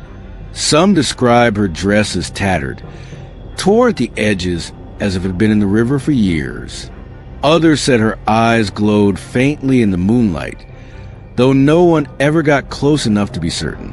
One man swore she beckoned him, lifting a hand and curling her fingers slowly as if to call him into the river. He ran, but his brother, who stayed behind, claimed the water rippled in strange patterns long after she vanished, circles forming and spreading as though something heavy had slipped beneath the surface. The most chilling part of the legend came later. As more stories piled up, locals began to notice a pattern. The woman didn't always sing. Sometimes she was silent, standing still at the bend, waiting. But if she sang, really sang, then things turned deadly. They called it the rule of three. If you heard her sing once, you were being warned. Twice, you were being marked. And 3 times, that was the end. Because according to legend, if you hear her sing 3 separate times, you won't leave the forest alive. Several disappearances in the late 90s were quietly tied to this rule. Campers who claimed they heard strange music one night, then vanished without a trace days later. Authorities chalked it up to drowning accidents, but locals whispered otherwise. One of the most disturbing accounts came from a retired trapper who lived nearby. He said he saw the woman one foggy evening while checking his lines. But unlike others, he didn't run from his canoe. He claimed he watched her glide along the surface of the river without moving her feet. Her dress floated out behind her as if she were underwater, though she remained above it, and though her hair covered her face. He said he could feel her eyes on him. When she began to hum, he froze. He described it as the most beautiful yet horrifying sound he'd ever heard. It felt like it was inside my head, he told a neighbor years later, like she was humming through me. The man said he never returned to the river again. Even in recent years, sightings continue. In 2017, a group of college students camping near the bend reported waking up to splashing in the water. When they looked, they saw a pale figure standing in the river, facing away. One student, trying to be brave, called out. The woman turned. And though they couldn't see her face clearly, all 4 of them swore they saw something hanging from her mouth, like strands of riverweed, long and black, dripping into the water. She raised her hand and pointed at them. They didn't wait to see what happened next. Theories range from the supernatural to the tragic. Some believe she was once a mother who drowned herself and her children in the river decades ago, doomed to wander the bend forever. Others think she's something older, tied to native legends about water spirits who lure travelers to their deaths. But no matter the explanation, one thing is certain: no one camps at that river bend twice. Even those who scoff at ghost stories admit the place feels wrong after dark, too quiet, too heavy, like the river itself is watching. So, what is the woman at the river bend? A grieving spirit? A lure for something darker? Or just a shared hallucination of people lost in the woods? The truth is, you don't have to believe in her for her story to matter, because the locals still believe. And they'll tell you the same thing every time. If you hear singing by the water after midnight, don't listen, don't look, and whatever you do, don't go near the band. I've always been drawn to abandoned places. There's something about their silence, the way decay clings to walls, the history trapped in dust and rust. That summer, I heard about an old warehouse on the outskirts of town, deserted for decades, its reputation tainted by stories of break-ins, fights, and maybe worse. The locals called it the Hollow, and I'll admit, the name alone was enough to make my curiosity spike. I knew I shouldn't go alone, but there's always that voice in the back of your head daring you to test the limits. The warehouse was even more imposing in person than I had imagined. Massive steel beams rose like skeletons. Windows broken and boarded, graffiti scrawled across every surface. I parked my car a few blocks away and walked closer, feeling the gravel crunch underfoot. The smell hit me first, a mixture of mold, rust, and something acrid I couldn't quite place. I paused, hesitated, but ultimately shrugged it off. I was here for the thrill, for the story I'd tell later, not for caution. I stepped through a gaping hole in the side of the building, and darkness swallowed me immediately. My flashlight cut a narrow beam, illuminating broken machinery, scattered debris, and puddles reflecting jagged shards of moonlight. The air was heavy, and every footstep echoed, bouncing off the metal walls in unpredictable rhythms. I could feel my pulse in my ears as I moved deeper into the warehouse. It didn't take long for the first unsettling noises to start. A metallic clatter somewhere to my left. I froze. The sound repeated, soft but deliberate, not the natural creak of the building settling, not the small shifts of rats or wind. It sounded human. My imagination raced. Was someone else here? A homeless person, maybe, or someone worse. I reminded myself that I had a flashlight, my phone, and the knowledge of the building's layout from some half-forgotten map I found online. Still, the adrenaline made my hands shake. I continued cautiously, trying to stay aware of every sound and shadow. The deeper I went, the stranger things became. I found a corner with a chair tipped over, chains coiled around its legs. The floor was littered with what looked like old ropes, some charred or stained in ways I didn't want to examine too closely. And the smell, the bleach-like chemical stench that reminded me of a hospital or cleaning supply closet, was overwhelming. I gagged slightly but pressed forward. Curiosity had me frozen between fascination and fear. That's when I first saw it. A fleeting shadow moving just beyond my light's reach. At first, I thought it was a trick of the reflection, but then another movement, quicker this time, dashed past a stack of crates. My heart hammered. My breath caught. Someone or something was here. I tried to rationalize it. Maybe a homeless person had taken shelter. Maybe it was a kid playing a prank.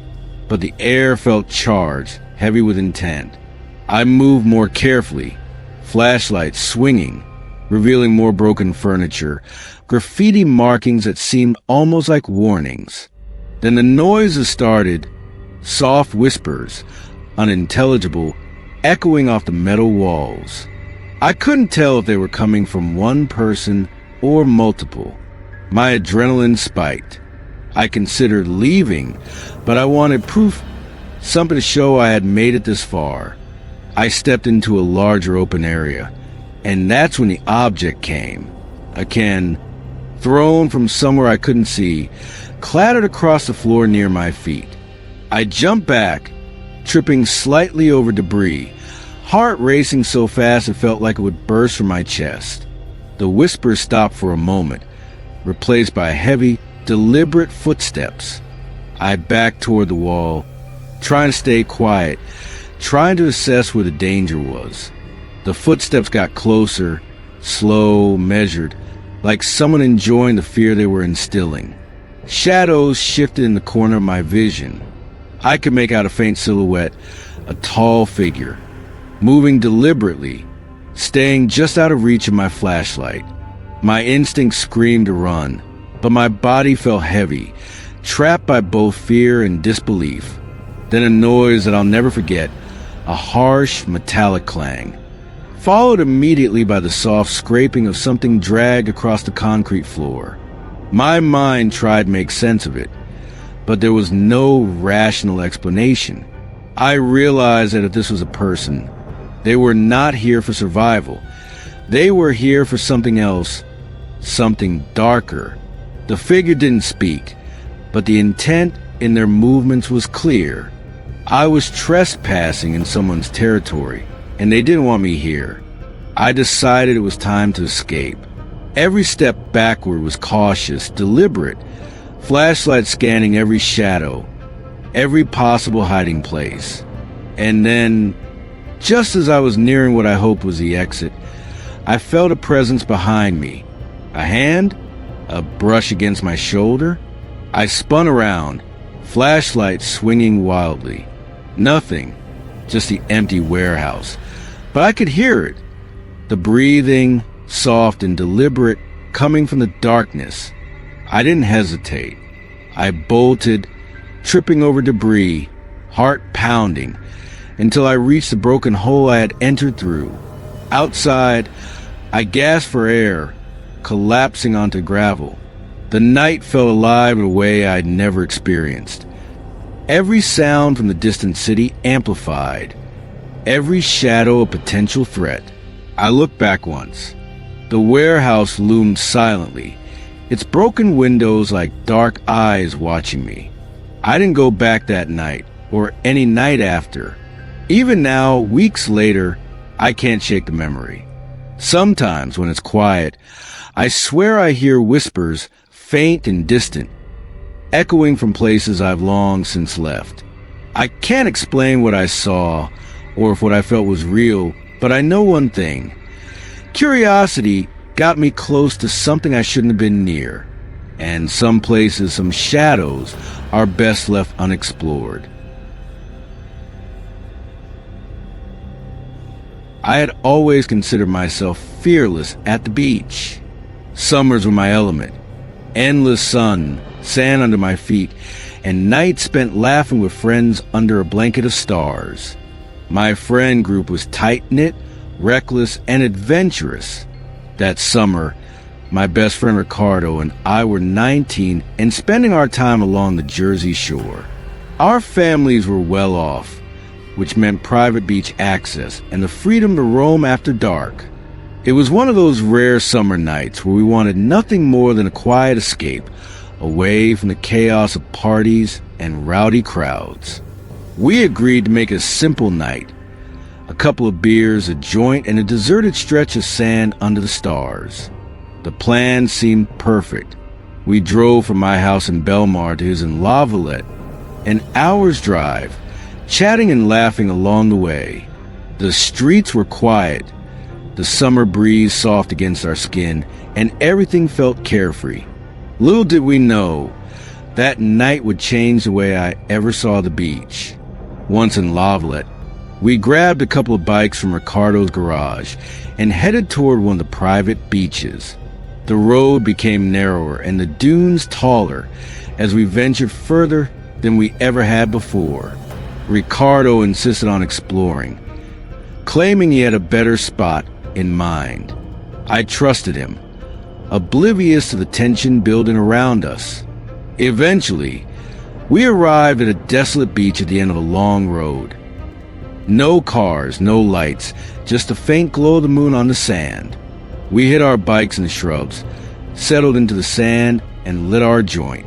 The ocean's gentle waves were the only sound, and we felt free, untouchable.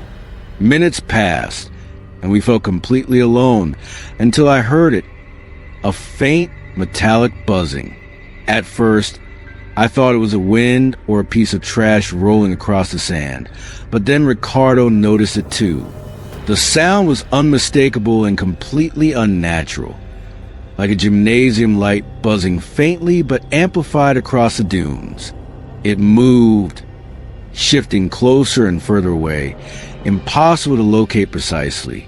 Fear began creeping in, but we told ourselves it was probably nothing. We tried to ignore it, but then the buzzing intensified. It wasn't gradual. It surged suddenly, right behind our backs. The hairs on my neck stood up as Ricardo grabbed my shoulder, eyes wide, frozen with the same terror coursing through me. When I looked toward the dunes, I saw it. A dark figure standing motionlessly at the peak, unnaturally tall, with arms hanging to its knees. It didn't move. It just watched. "Run," Ricardo hissed. That was all the encouragement we needed. We sprinted toward the next dune, sand fly beneath our feet, hearts hammering in our chests. But when we glanced back, the figure hadn't moved. It was joined by 3 more, each equally tall and silent, facing us like predators surveying their prey. My mind screamed at me to look away, but I couldn't. Every instinct screamed danger, yet our bodies were trapped in panic-fueled flight. We ran parallel to the beach, desperately seeking any sign of safety. The metallic buzzing followed, impossible to ignore, cutting to the natural sound of waves. Our lungs burned, legs ached, but the fear pushed us onward. By the time we reached a familiar street, we were both breathless, sweat-soaked, and trembling. The once tranquil night had transformed into a nightmare we couldn't explain. The next morning, we retraced our steps, searching for our bikes, but they were gone, vanished. Whether stolen by the same figures or removed by some other means, we couldn't tell. All we knew was that something or someone had been there that night, observing us, and we had narrowly escaped their attention. That experience changed my perception of the shore. Beaches, which once represented freedom and joy, now carried an undercurrent of dread. Every sound of buzzing, every shadow cast by the moonlight, triggers a memory of that night. I realized that even the most serene environments could conceal danger, and that sometimes what seems empty and safe is anything but. Even now, years later, I remember the terror with crystal clarity. The dark figures on the dunes, the sudden buzzing, and the rush to safety are etched into my mind. I still avoid that part of the shore, a place that once symbolized endless summer adventure, now a reminder of unseen watchers and a night I'll never forget. Back in 2015, I was driving across the country for work. I'd been on the road for nearly 12 hours straight when exhaustion hit me like a wall. I wasn't picky. I just needed a bed, a shower, and a few hours of sleep before heading out again. Around midnight, I spotted a flickering neon sign for a roadside motel. The kind of place that looked like it hadn't been renovated since the 70s. Faded paint, half-broken lights, and a front office with yellowing blinds. But I was too tired to care. I parked my car, dragged myself inside, and rang the bell at the counter. An old man shuffled out from the back. His eyes lingered on me for a little too long before he asked what I needed. I told him I just wanted a room for the night. That's when his expression changed. He scratched his head, glanced at a set of keys hanging on the wall, and muttered, "All we got left is room 6. I didn't understand the hesitation. A room was a room. I handed him my card, took the key, and made my way down the row of identical doors. When I got to room 6, I noticed the door was different from the others. The paint was peeling, the number was barely visible, and the doorknob looked newer, like it had been replaced recently. I brushed it off, unlocked the door, and stepped inside. At first glance, It looked like any other cheap motel room. Stained carpet, outdated furniture, and that faint smell of mildew you can never quite escape. But as I set my bag down, something felt wrong. The air was heavy, almost suffocating. The silence was so complete I could hear the blood rushing in my ears. And there was a mirror on the wall opposite the bed that made me uneasy. It was tall, stretching from floor to ceiling, its surface slightly warped. I tried to ignore it. I showered, crawled into bed, and turned off the light. But sleep didn't come easily. Every time I closed my eyes, I felt like I was being watched. Around 3 a.m., I woke up to a faint tapping sound. Tap, tap, tap. My eyes darted to the window, thinking it was a branch, but there were no trees outside. That's when I realized the sound was coming from the mirror. I froze, staring at it in the dark. The tapping grew louder, more insistent, until it sounded like fingernails raking against the glass.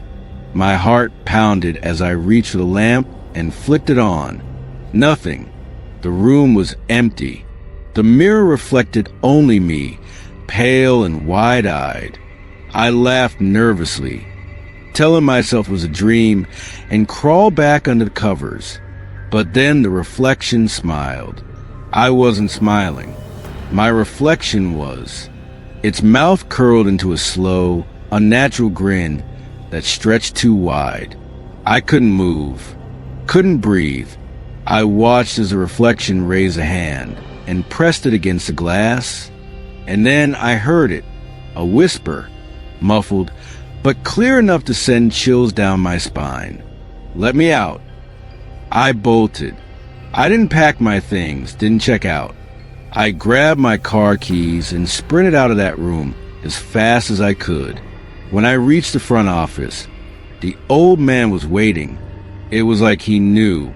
He didn't even ask questions, just nodded slowly and said, "Room 6 doesn't like strangers." I drove until the sun came up, adrenaline keeping me awake. I never looked back. Months later, curiosity got the better of me. I tried to find that motel again, retracing my route, but it was gone. No sign, no building, nothing but an empty lot overgrown with weeds. And yet, sometimes late at night, I catch myself avoiding mirrors. Because once in a while, when I'm tired enough, I swear I see it again, that same reflection, waiting, smiling, tapping on the glass. Beaches had always been my sanctuary as a kid, a place of freedom and endless summer adventures.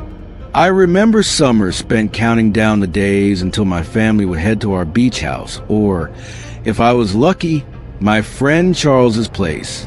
One weekend, when I was 6, Charles, Riley, and I planned a few unsupervised days at his house in LBI. Riley, a year older, had recently gotten his driver's license. So we piled into his car and set off down the coast. The drive itself was chaotic and hilarious. Riley, uncoordinated behind the wheel, swerved and cursed at turns, sending the three of us into fits of laughter. By the time we reached the house, our spirits were high, oblivious to the events that would soon unfold.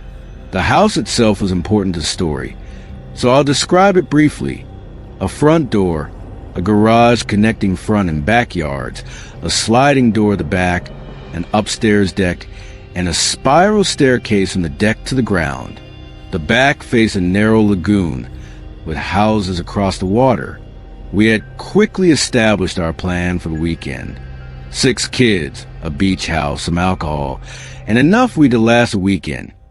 It was perfect. That afternoon, after settling in, we scouted for girls in the area via Snapchat and found 3 willing to join us: Rosie, Alexa, and Sophie.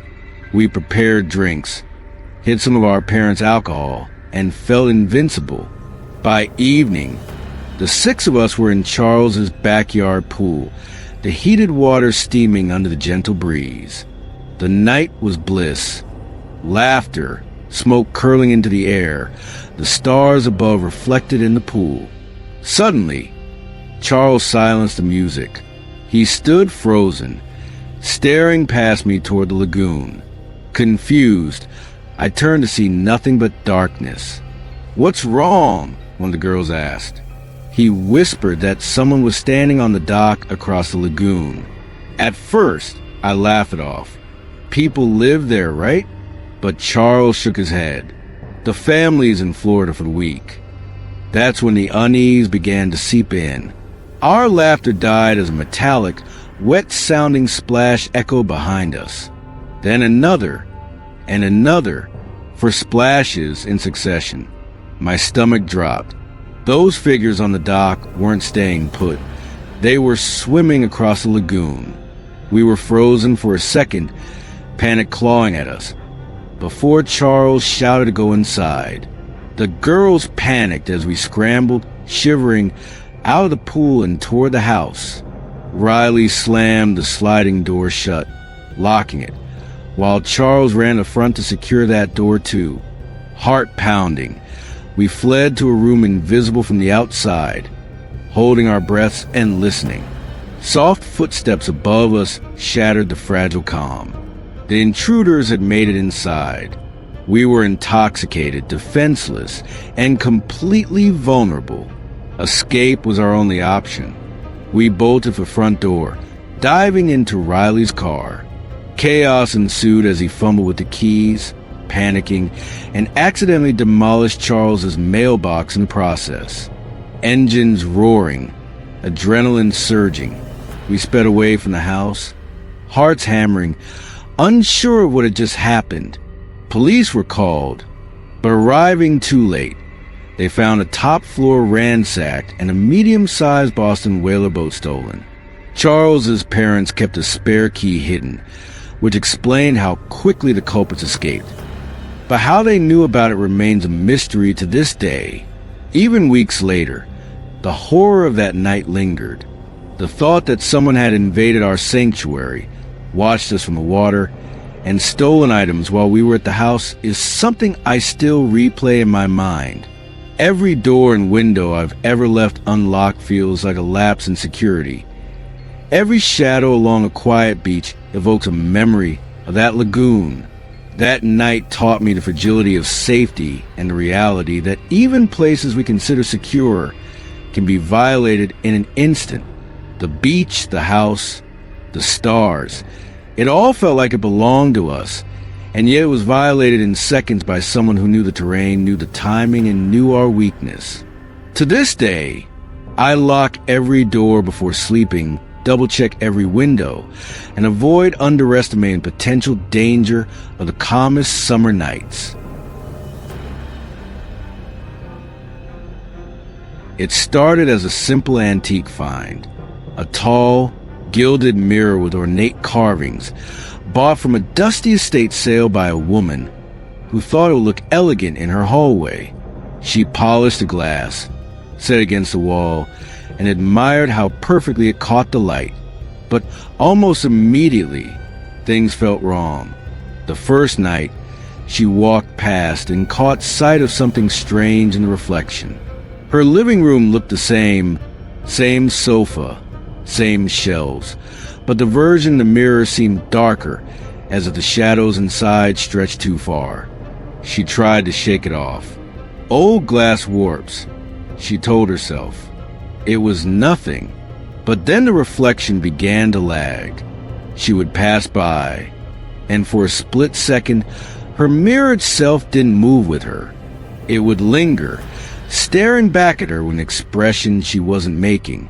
One night, she stopped in front of the mirror and smiled just to test it. Her reflection smiled back, but slower, wider, until the grin stretched unnaturally across its face. She covered the mirror with a blanket that night, telling herself she'd get rid of it in the morning. But at 3 a.m., she woke to the sound of fabric tearing. When she crept into the hallway, the blanket lay shredded at the mirror's base. The glass was uncovered, and her reflection was already standing there. smiling. She screamed and threw a sheet over it again, dragging it to the garage. But even with it gone from the house, the feeling lingered. She swore she could hear faint tapping on the walls at night, like fingernails against glass. The next morning, she went to check. The mirror was waiting for her in the hallway again, exactly where she had first placed it. Her hands shook as she reached out to touch the frame, to convince herself it was real. And when her fingertips brushed the glass, her reflection didn't mimic her. Instead, it pressed back. She staggered away, horrified, but it was too late. From that moment, her reflection no longer belonged to her. Sometimes, when she walks past another mirror, she swears the figure on the other side doesn't move. And sometimes when she stares too long, she sees it smiling, waiting for the chance to pull her through.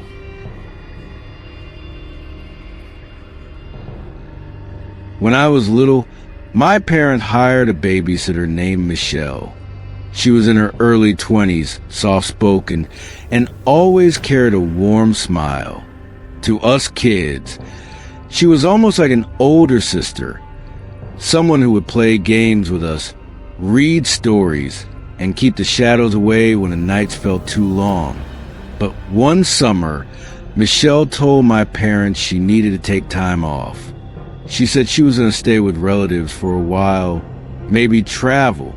My parents didn't think much of it. And since school was out, they decided my siblings and I would spend those weeks with our grandparents instead. At first, it was normal. The days were filled with sunshine, chores around the farm, and the comforting smell of my grandmother's cooking. But nights felt different. It started with footsteps, soft at first, outside the windows, circling the house long after everyone had gone to bed. Then came the humming, a low tune, almost like a lullaby, drifting through the cracks of the shutters.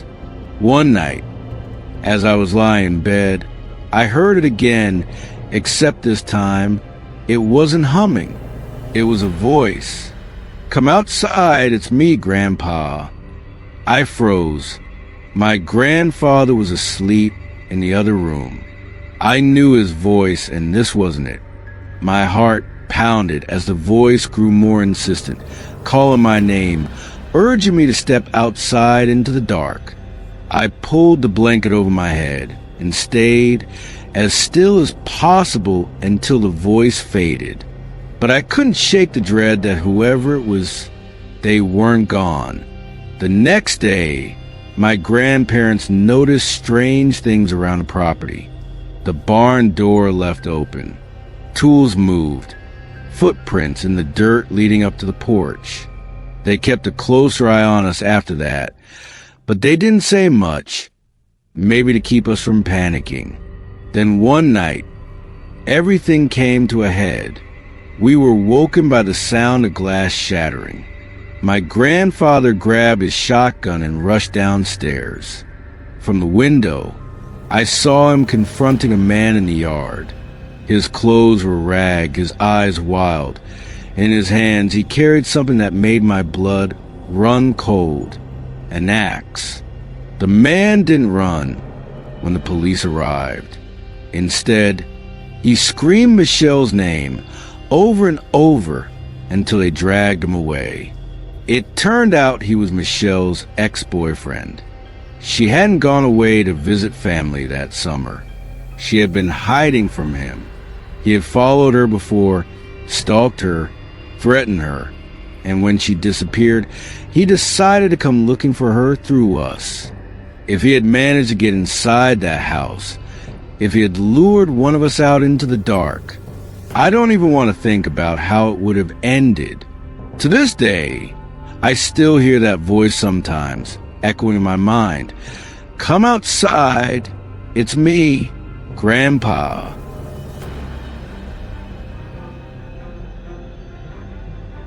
I've always loved hiking alone. There's something about being deep in the woods, away from the hum of civilization, that makes you feel alive.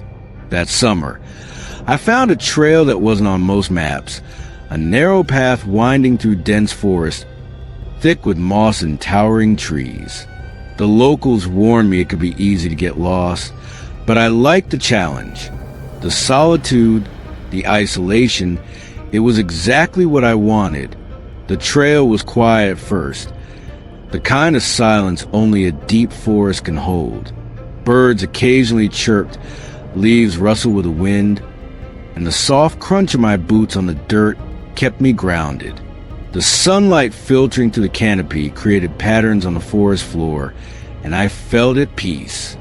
That peace, however, was fragile. I noticed the first oddity about halfway in. Footprints in the mud. Too large and too deep to be any animal I recognized.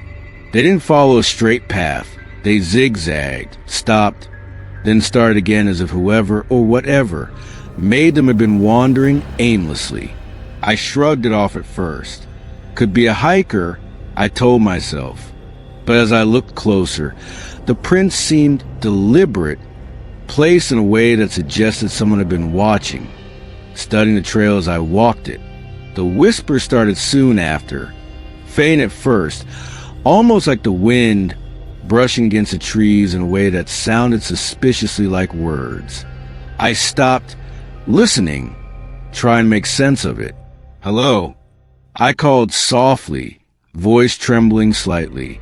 Nothing, just the rustling of leaves. I took a deep breath and continued, flashlight in my backpack just in case I needed it later. Minutes passed, and the whispers grew louder, clearer. At first, I thought I was imagining it, my mind playing tricks because of the isolation, but then I heard my name. Not shouted, not urgent, just my name, drawn out and whispered, as if carried on the wind itself. My heart slammed against my ribs. I spun around. Nothing. Shadows between the trees stretched and shifted unnaturally. Every instinct screamed at me to turn back, but curiosity held me rooted for a moment longer. The trail narrowed, the trees closing in overhead. Mist began to creep along the forest floor, hiding the path ahead. I noticed more footprints, now closer together, intersecting mine, matching my pace. Panic started to rise in my chest. Someone was following me, or something. The whispers turned into phrases I couldn't fully catch, words that sounded almost human, yet wrong, distorted. The hairs on my arms stood on end. I tried to speed up, but the forest seemed to resist. Branches reached out like hands, snagging my jacket, tripping me, forcing me to slow down. The whispers became more insistent, circling me from every direction. I could feel eyes on my back, in the trees, everywhere. My mind raced. Could it be a prank? A group of people hiding in the forest? Maybe, but the logic didn't fit. The precision, the timing, the complete silence apart from the whispers. Then I saw it, a figure between the trees, moving just out clear sight, taller than a person should be, unnaturally still one moment, then gliding forward the next. I froze. Every horror movie I'd ever watched flashed in my mind. My pulse accelerated, every nerve on edge. I whispered a prayer under my breath and tried to retrace my steps, but the forest seemed endless, the trail disappearing beneath a canopy of fog. A sudden movement behind me made me spin around. Nothing, just the mist, the shadows, and the whispering. But I could feel it, presence, intent, following me, measuring me. My phone had no signal. Shouting for help would do nothing. I had only my wits and my own adrenaline. I began to jog cautiously, flashlight in hand, scanning every shadow. Branches whipped at my face, roots snared my boots, and the whispers seemed to echo my movements, matching my pace. I stumbled upon a small clearing. For a moment, I thought I was safe. The fog lifted slightly, the trees thinner, the forest less oppressive. But then I heard it, a low, guttural screech, human yet impossible, originating from deep in the woods behind me. I don't think I've ever run faster in my life. My lungs burned, my heart hammered, every step sending vibrations through the soft forest floor. The screech followed, echoing, reverberating, chilling me to the bone. I ran until the trail looped back toward the edge of the forest. Every glance over my shoulder showed nothing, yet I knew something had been following me, something that could vanish into the shadows at will. When I finally reached my car, breathless and trembling, I locked the doors and sat there for what felt like hours, staring at the edge of the forest. The whispers had stopped, the screeches faded, but the feeling of being watched lingered. Even now, weeks later, I can still feel when I think back. When it's quiet at night, I imagine the tall shadows slipping through the trees, watching, waiting, whispering. I've never hiked that trail again, and I doubt I ever will. There are some places where the forest itself feels alive, where the whispers of something unseen follow you long after you've left. And sometimes, I swear, I can still hear my name being whispered on the wind, calling me back to that trail. It was a crisp autumn morning when 29-year-old Tom Alvarez set out on what was supposed to be a quick, refreshing hike through the Adirondack Mountains. Tom wasn't new to the outdoors. He was the kind of guy who always double-checked his gear, carried maps, told people where he was going, and actually kept a plan. Friends would later say he was cautious to the point of being boring. If anyone could survive a weekend in the woods, it was Tom.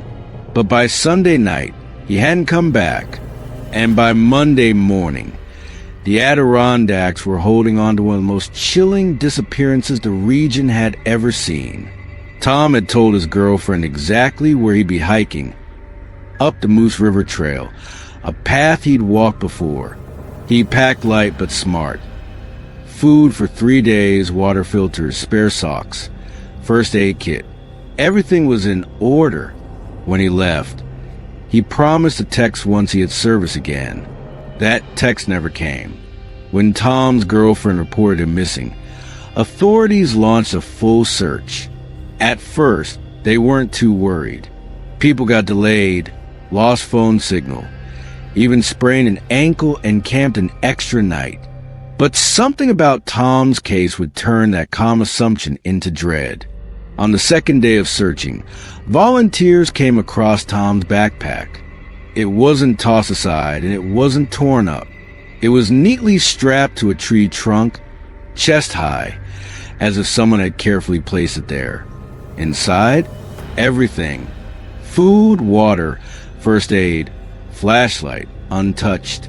It was as if Tom had set down his lifeline in the middle of the wilderness and decided he didn't need it anymore. That was the first red flag. Later that afternoon, another team made a stranger discovery. Less than a quarter mile away, on a patch of soft ground near a creek, stood Tom's boots. Perfectly upright, laces loosened, socks tucked neatly inside. There were no drag marks. No animal tracks, no sign of a struggle, just boots, sitting in the dirt like Tom had calmly stepped out of them and walked away barefoot. But that's the thing, Tom was cautious. He knew how dangerous those woods could be without proper gear, so why leave it behind? The next day, search dogs picked up a faint scent leading away from a creek. What they found unsettled even the most seasoned trackers. Barefoot prints, pressed lightly into the mud. At first, everyone assumed they were Tom's, but they weren't. The prints were too small, much too small. The heel-to-toe length suggested a child's foot no older than 8 or 9 years old. And here's the worst part. Tom hadn't brought a child with him. The prints continued for half a mile before stopping dead in the middle of a clearing. No turnarounds, No other tracks. Just gone. As news spread, the theories multiplied.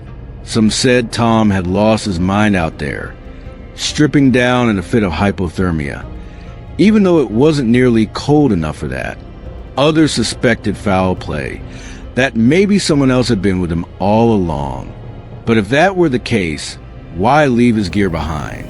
Then came the whispers. Local hikers spoke about a strange presence in that part of the trail.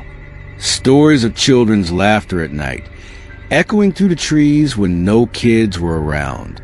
A ranger once admitted that he'd heard something similar years earlier. Soft giggles followed by the feeling of being watched. No one ever wrote these stories in the official reports. But people who knew the Adirondacks well stopped camping near Moose River. One witness came forward claiming he had seen Tom the day he vanished. He described a man matching Tom's appearance, standing at the edge of the trail around dusk. But the detail that stuck with him was the boy. The man said Tom wasn't alone. He was holding hands with a small child, barefoot, wearing only a thin shirt and staring blankly ahead. When the witness called out, Tom didn't respond. He just turned and walked deeper into the woods with the child at his side. That was the last time anyone ever saw him. Despite weeks of searching, no trace of Tom was ever found. No body, no clothing, no gear beyond the backpack and boots. The official record lists him as missing, presumed dead. But people who live near the trail believe otherwise. Some say Tom is still out there, wandering barefoot with the child who wasn't supposed to exist. Others claim if you camp near Moose River, you might see the same small prints circling your tent at night. Quick, light steps that stop just as you wake up. And if you're really unlucky, you won't just hear the footsteps. You'll hear a child's voice whisper your name. So what really happened, Tom Alvarez? Did he lose his way and vanish into the endless Adirondacks? Or did he follow something or someone into a place we're not meant to go? The truth is, we'll never know. But if you ever find yourself hiking alone in those mountains, remember this. If you see a barefoot child watching you from the trees, don't follow. Because Tom did, and he never came back. I didn't think much of it at first. A cheap motel at the edge of town, just a place to crash for the night. I was traveling alone, tired from a long drive, and the flickering neon sign promised a bed and a shower. The name was forgettable, the kind that could belong anywhere, and maybe that should have been my first warning. There was something about the way the wind rattled the sign that night, the way the parking lot felt too empty, too quiet. The lobby smelled faintly of disinfectant, masking a musty odor beneath it. The clerk was distant, barely making eye contact, more interested in his screen than the fact that I had just walked in. He handed me the key without asking questions, and I took it, ignoring the small knot of unease forming in my stomach. I got to my room, and the flickering overhead light greeted me like a warning. The carpet was stained, the wallpaper peeling, and the air smelled faintly of cigarettes mixed with something chemical like ammonia. It was late when I finally lay down, and the silence was almost comforting at first. Then I noticed it, the soft tapping from somewhere outside the room. At first, I assumed it was the old pipes settling in the night, but then the tapping shifted, slow, deliberate, almost like someone was walking on the other side of the wall. My heart rate quickened. I tried to convince myself it was nothing, just the building reacting to the night's temperature, but the noise was too rhythmic, too intentional. Minutes passed. The tapping grew louder, closer. I could hear faint scratches, a soft shuffling that didn't match any natural sound. I tried to ignore it, focusing on my phone, scrolling aimlessly, but I couldn't concentrate. Something was in the room, or near it. My mind raced. Could it be someone in the next room? Or worse, someone in mine? The thought alone made my skin crawl. I got up, cautiously opening the door just enough to peer into the hallway. It was empty, silent. The faint flickering light above cast shadows that seemed to dance along the walls, making me second-guess every movement. I stepped back inside, locking the door behind me, but the feeling of being watched didn't fade. Every creak of the floor, every distant footstep, made me jump. I told myself to calm down, that I was being paranoid. But then I saw it, a shadow flickering past the window. My curtains were drawn, yet the shadow was just enough to make my stomach drop. I approached slowly, heart pounding, flashlight in hand, ready to confront whatever or whoever was outside. But nothing was there, just a parking lot, empty, with only the wind stirring the leaves.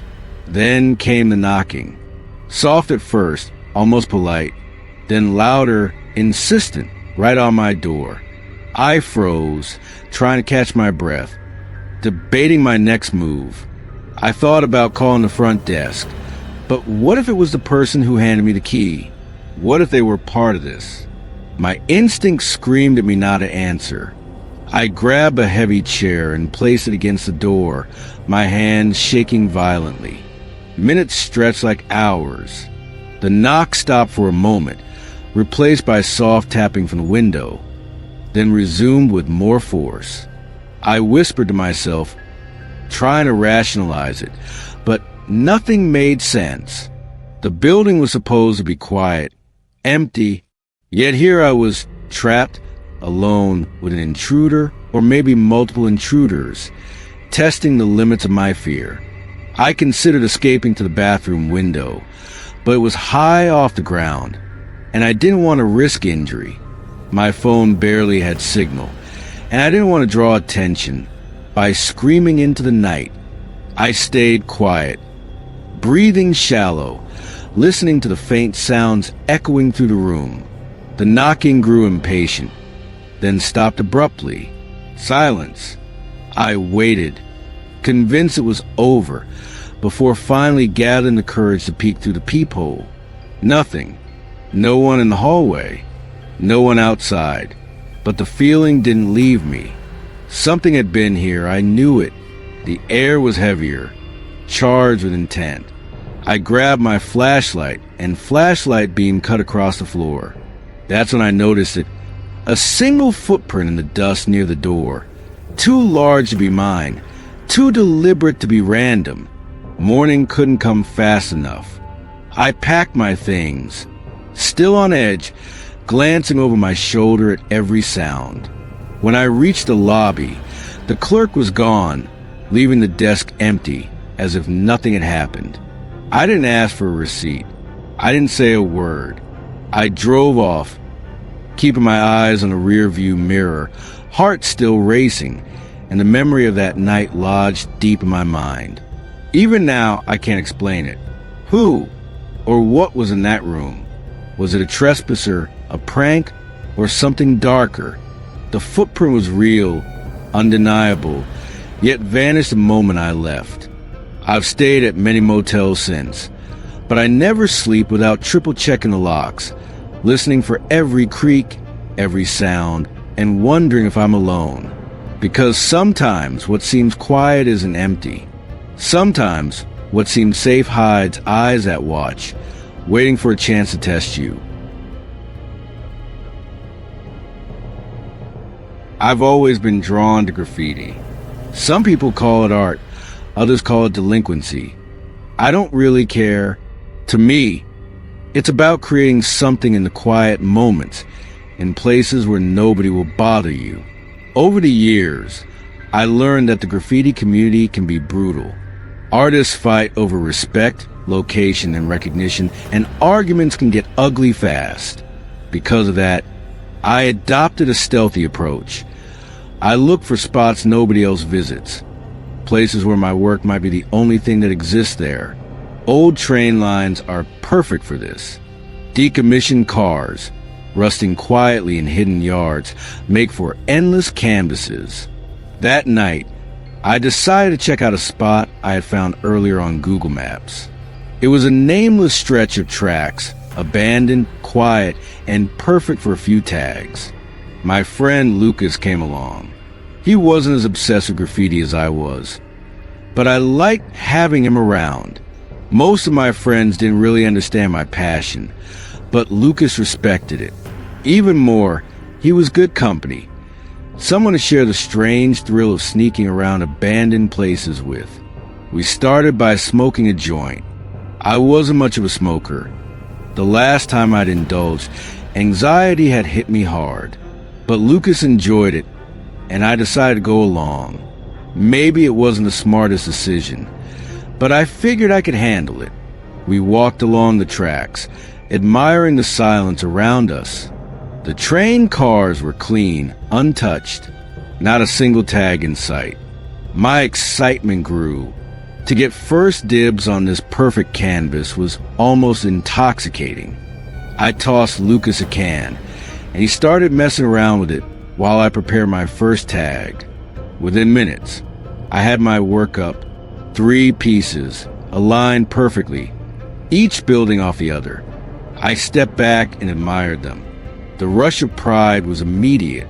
I tossed my empty cans back the way we came, enjoying the satisfying clatter as they hit the metal tracks. That's when I first heard it, a muffled clang from behind us. At first, I thought it was nothing. Maybe the wind, maybe some debris. But the sound had a weight to it, a presence. My heart started racing, and I noticed Lucas had frozen too.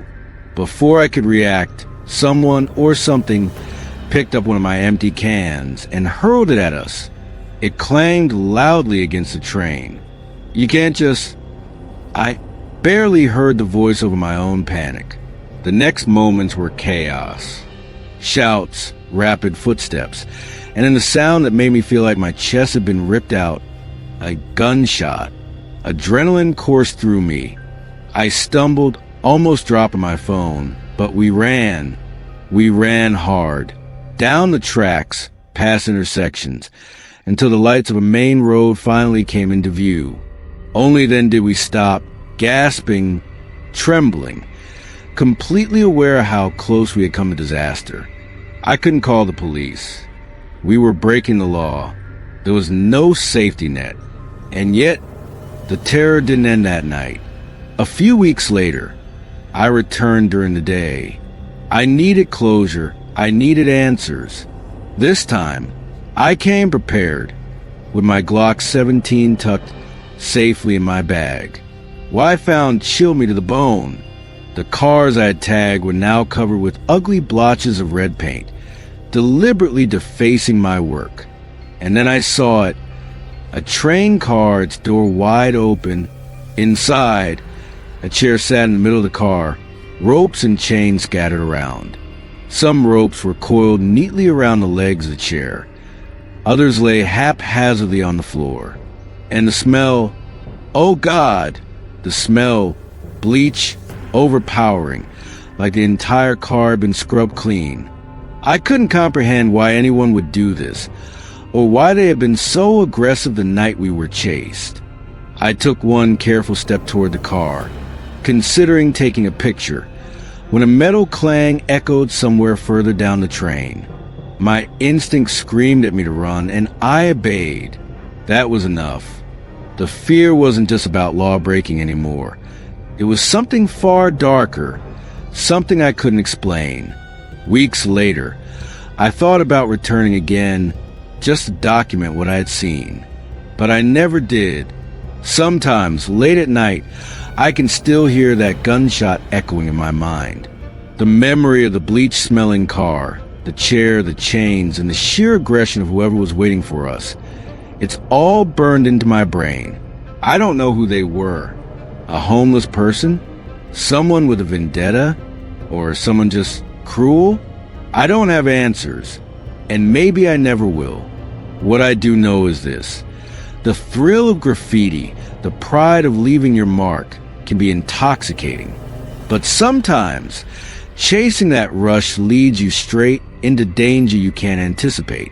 And even when the streets are quiet, even when you think you're alone, the darkness may be watching and waiting. When I think back to middle school, there's one memory I've never been able to shake. It was supposed to be one of the best weeks of my life. A trip with my closest friends to a vacation house in Maine. But it turned into the single creepiest experience I've ever lived through. One that still makes my skin crawl whenever I remember it. It all started with Mark. On the surface, he was just another kid in our friend group. Quiet, a little weird, but harmless, or so I thought. We all grew up together, hanging out after school, playing video games, and staying up too late on weekends. But there was always something about Mark, something I couldn't quite explain. He would stare too long, laugh at the wrong times, and sometimes say things that felt off. I brushed it off as just his personality. Big mistake. The house in Maine was on a small, isolated island that you could only reach by ferry. No neighbors, no shops, no cars passing by. Just thick trees, the sound of waves, and the creak of the old house where we were staying. It was a perfect recipe for childhood adventure and for something much darker. The first couple of days seemed normal. We played outside, explored the island, and stayed up late telling scary stories. But then, little things started to go missing. My favorite baseball cap vanished from my bag.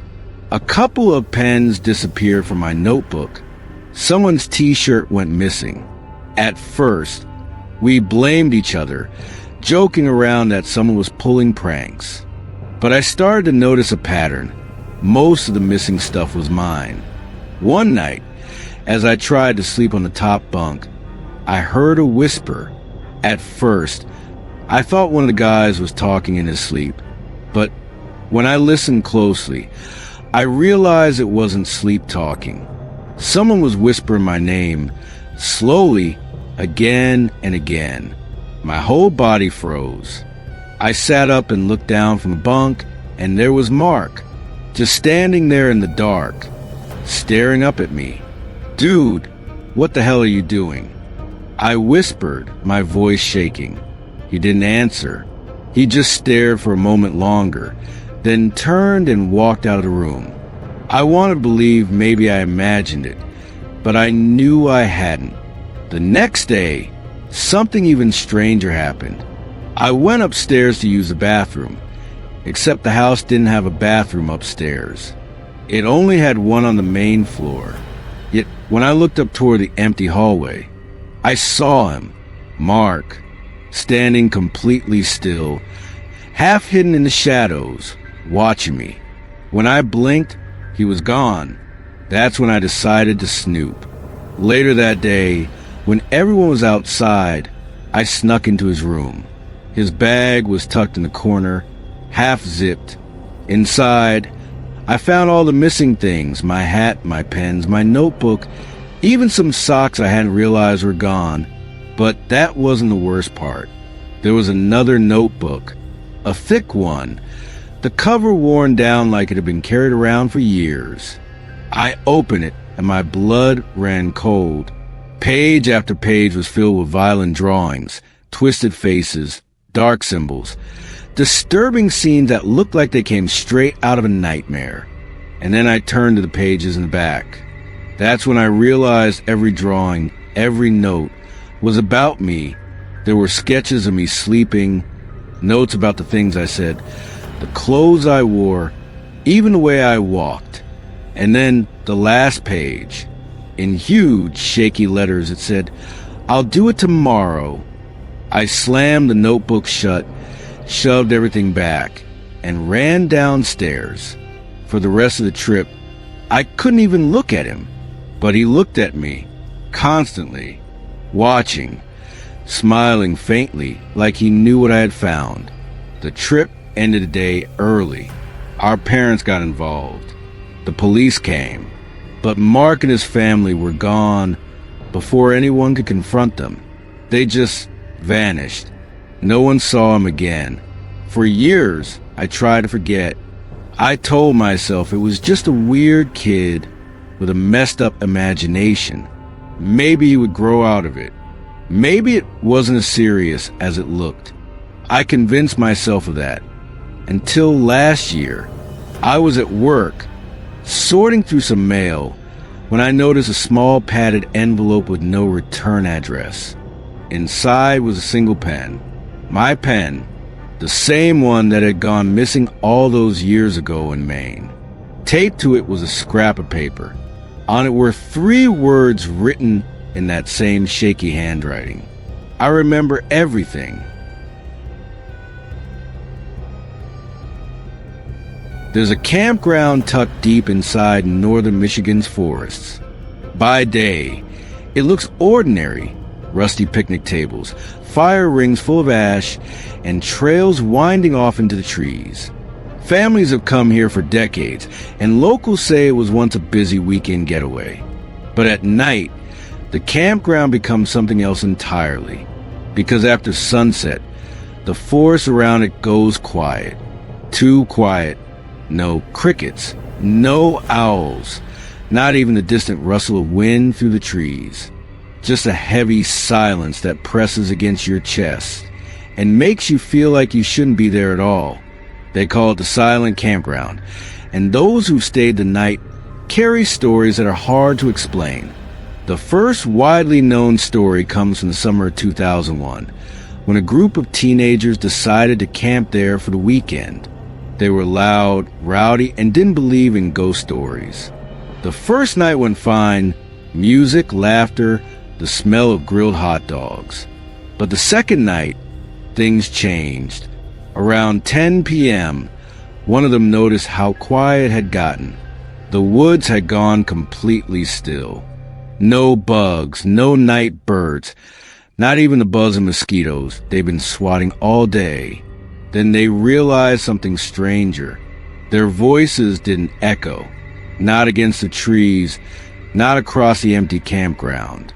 It was like the forest swallowed every word the moment it left their mouths. That's when panic set in. One kid swore he saw a figure standing at the far end of the clearing, tall, pale, and motionless. No one else dared look long enough to confirm it. By sunrise, their campsite was abandoned. They left everything, tents, food, even wallets, scattered on the ground. Rangers found it the next day, but the teenagers were gone. Eventually, they turned up back in town, shaken and unwilling to talk about what had happened. A retired park ranger once shared his own chilling experience with the campground. He said he'd been assigned to patrol the area one autumn evening after reports of trespassers. As soon as he stepped into the clearing, the silence hit him. He radioed for backup, but the radio only produced static, not weak signal, not interference, just dead, broken static that screeched in his ear. Then he noticed the smell, damp, like old wood rotting underwater, mixed with something metallic. He compared it to the smell of blood. That was when he saw movement. At the tree line, dozens of shadowy shapes. Not people, not animals. Just vague outlines standing still among the trunks, as if they were waiting for him to leave. The ranger left, and in his own words, he never set foot there again. In 2007, a father and his 2 sons camped there for a weekend of fishing. The boys played with sticks, threw rocks into the fire pit, and laughed late into the evening. But sometime after midnight, the father woke up to complete silence. He called out to his boys, but his voice felt muted, like he was underwater. Even stranger, when he tried to wake them, they wouldn't respond. Their eyes were open, but their faces were blank.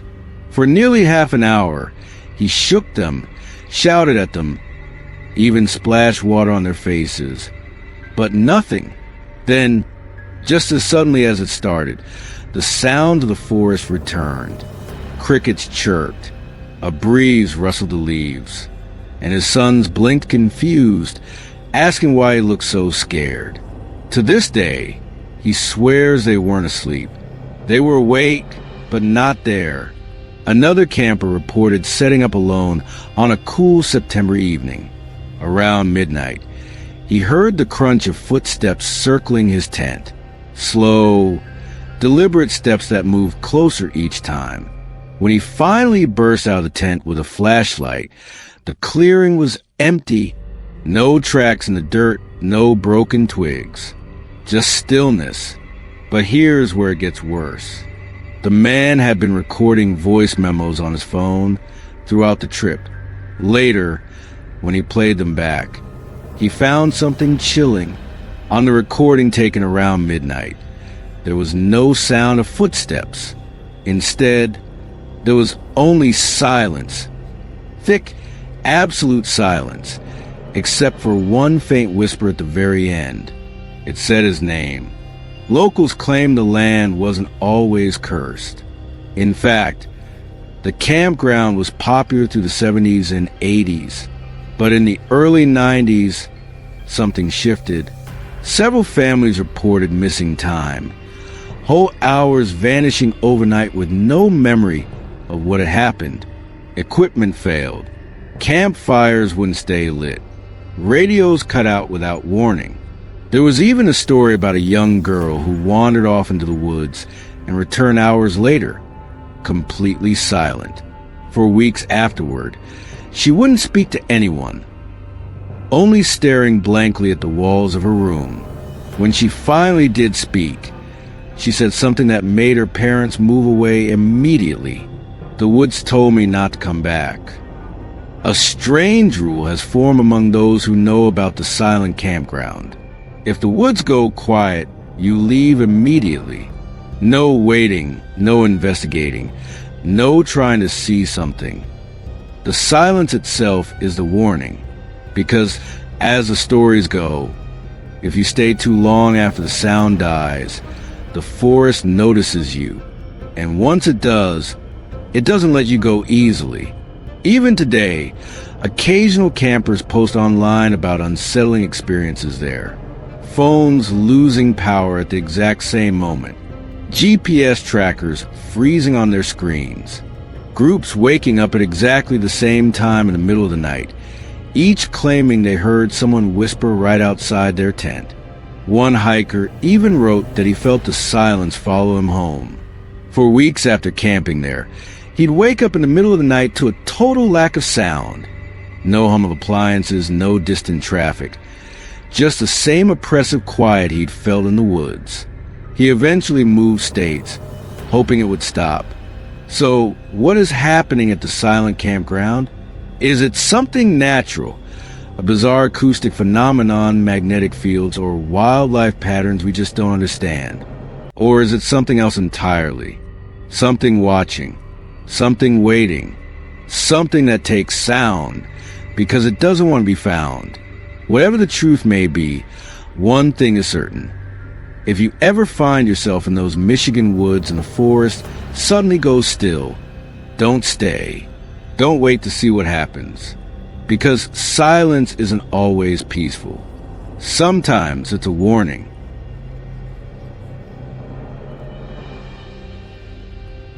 Back in the late 90s, before streaming took over everything, there was a small independent radio station in my hometown.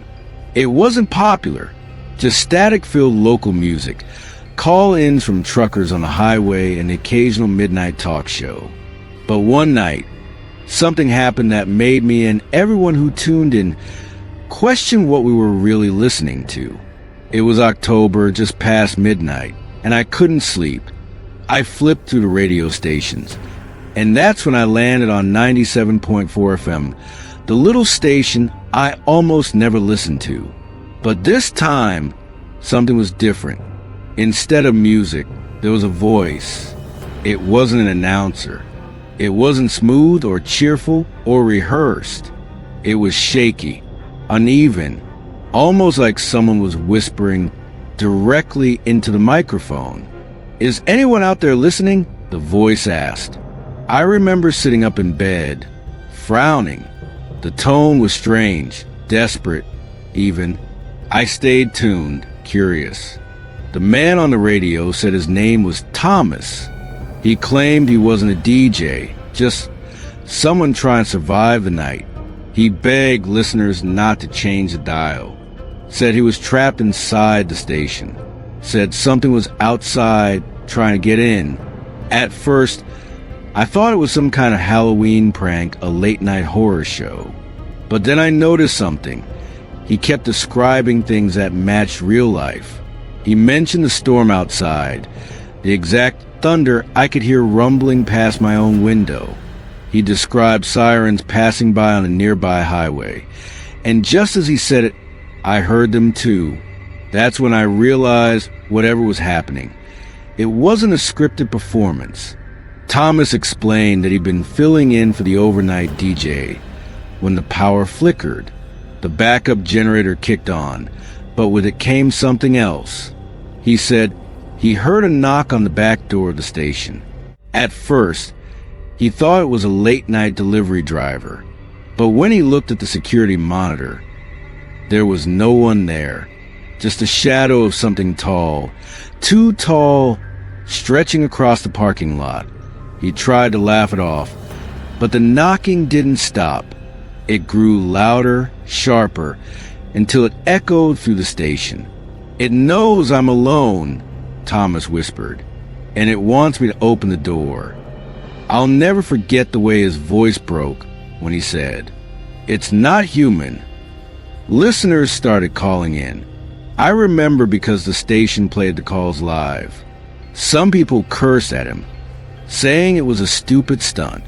Others sounded genuinely terrified, begging him to stay calm, to barricade the doors. Then came the sound.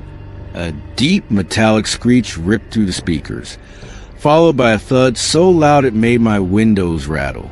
Thomas screamed, fumbled with a microphone, whispering frantically, "It's inside! Oh, God, it's inside!" And then silence. The station went dead. I sat there, frozen. The radio still on, but nothing playing but static. I didn't sleep that night. The next morning, I tried to find out what had happened. I called the station, but the number was disconnected. I drove past the building, but it looked abandoned. Windows boarded up, sign missing, like it hadn't been in use for years. I asked around town, but no one admitted to knowing a Thomas. Some people even swore that 97.4 had been off the air for months. But I know what I heard. Thousands of people tuned in that night. I still meet people who whisper about it. About the night the station broadcast its last words. Sometimes late at night, when I scan to the radio, I pause at the static. And if I listen closely, really closely, I swear I can still hear it. A faint, trembling voice. Is anyone out there listening? Working for the MTA in New York City. You think you've seen it all. After 7 years on the job, the sights, the chaos, the strange moments, they barely faze you anymore. But there's one experience I can't shake. One memory that still sends chills down my spine, even years later. It happened about 2 years into my job, back when I was stationed at High Street Station in Brooklyn. It was a quiet night, eerily quiet. Empty platforms are unnerving in a city that never stops moving. I was finishing routine maintenance, sweeping and checking equipment, when I heard a clang from deep inside the tunnel. It was the kind of metallic noise you expect from a drop tool or a loose rail, but something about it felt wrong. I froze, letting the sound echo through the empty station. My mop trembled in my hands. For a moment, I convinced myself it was nothing, just an old station creaking and settling in the night. But 10 minutes later, the noise came again, louder this time. My stomach sank. 2 metallic clanks in the exact same spot. It couldn't be coincidence. I cautiously approached the tunnel entrance, heart hammering in my chest. My flashlight barely penetrated the darkness ahead. I considered calling out, but hesitation took over. Something about that silence felt wrong. I stayed close to the platform edge, trying to steady my breathing.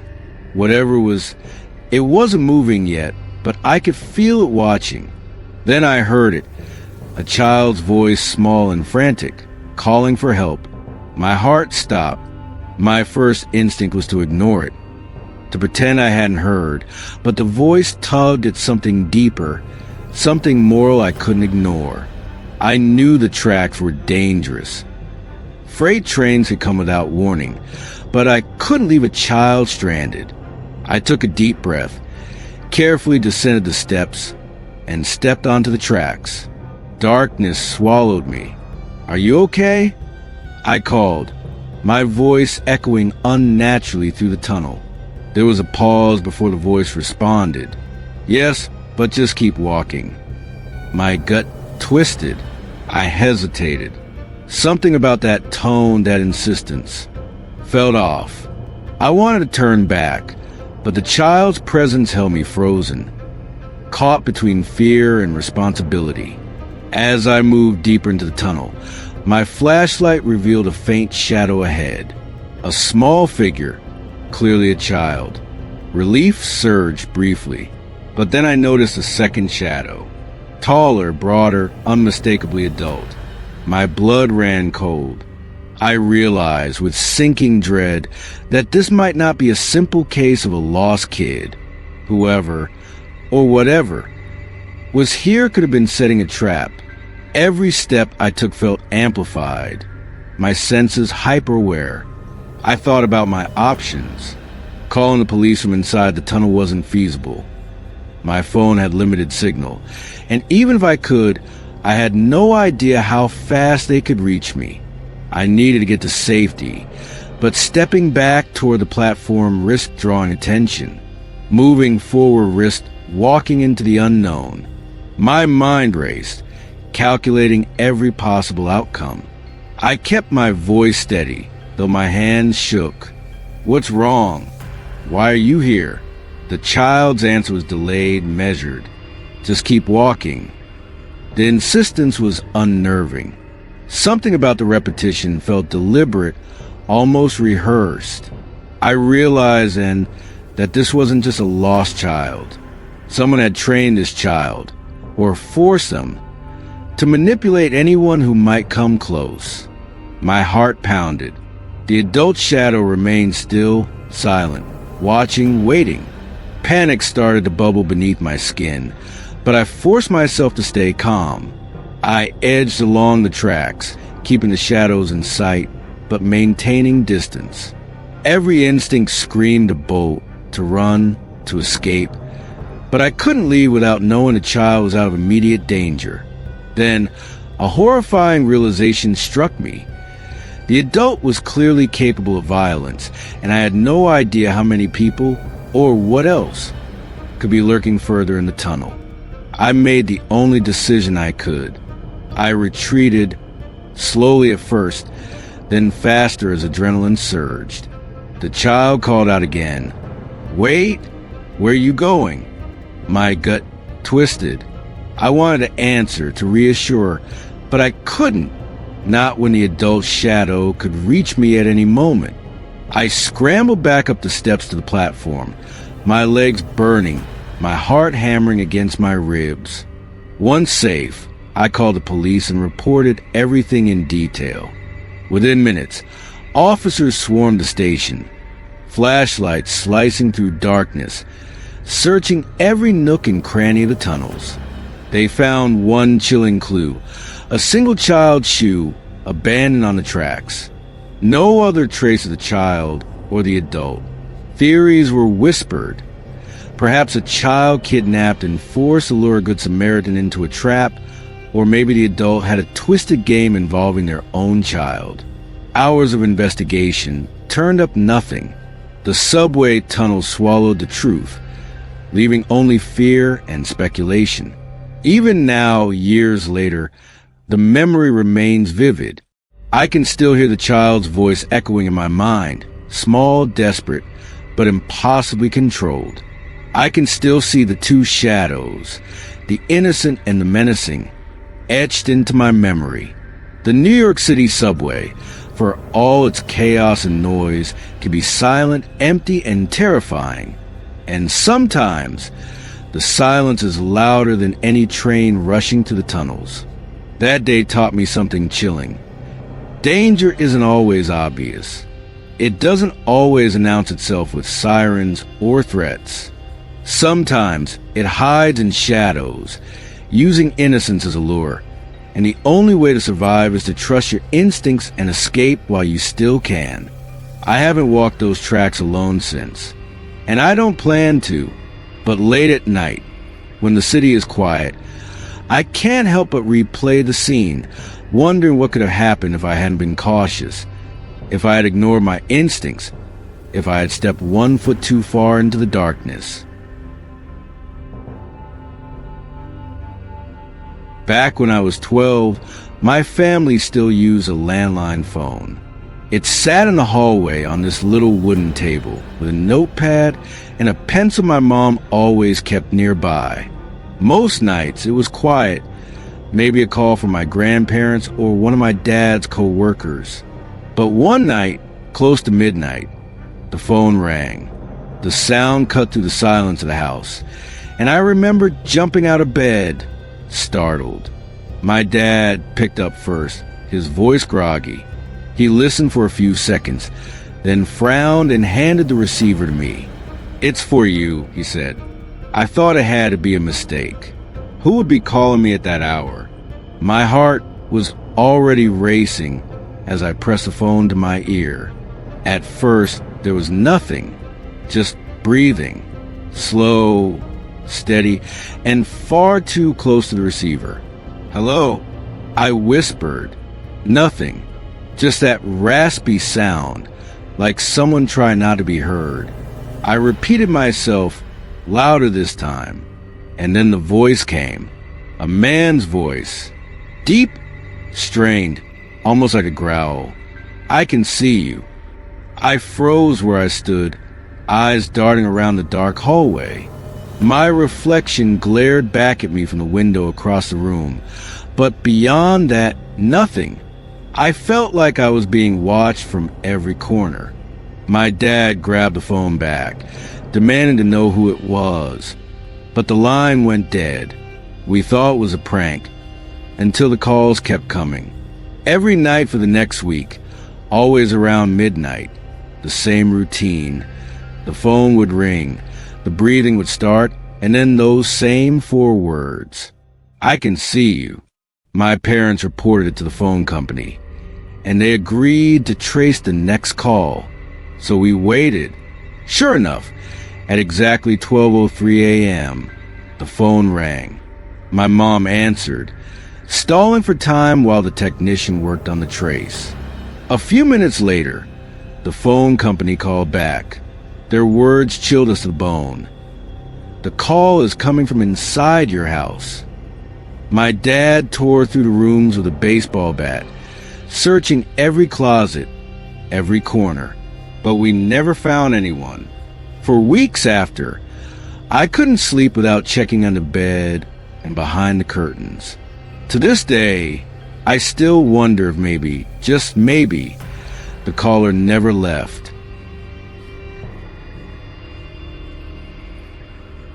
It was late one summer night when my cousin and I were driving back from a concert on the highway that cut through miles of empty farmland.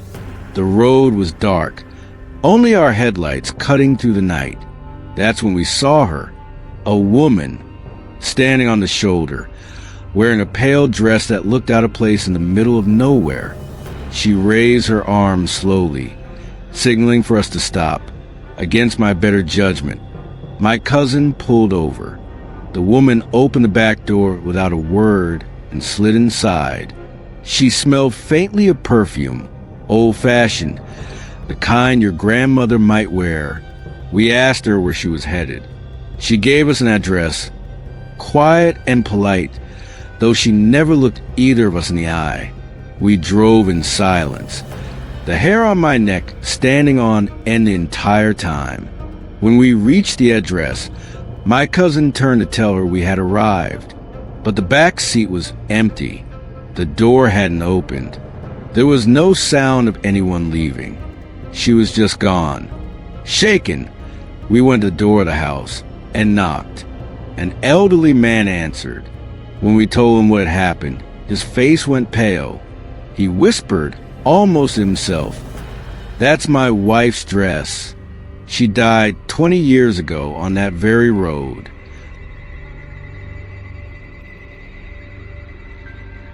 There's a road in my hometown that most people avoid after dark. It's not because of crime or traffic. It's because of the house. Everyone knows it. An old Victorian-style mansion that sits at the end of Willow Lane, hidden behind towering oaks. The shutters are broken, the paint long peeled away, and the windows, at least the ones not shattered, stare out like black, empty eyes. For decades, kids dare each other to run up the front steps, touch the door, and sprint away. But no one, at least no one sane, ever tried to go inside. At least no one until me. I was 17, restless, and convinced the stories were just that, stories. People said the house was cursed, that anyone who entered never came out the same. But to me, it was the perfect place to prove my friends wrong.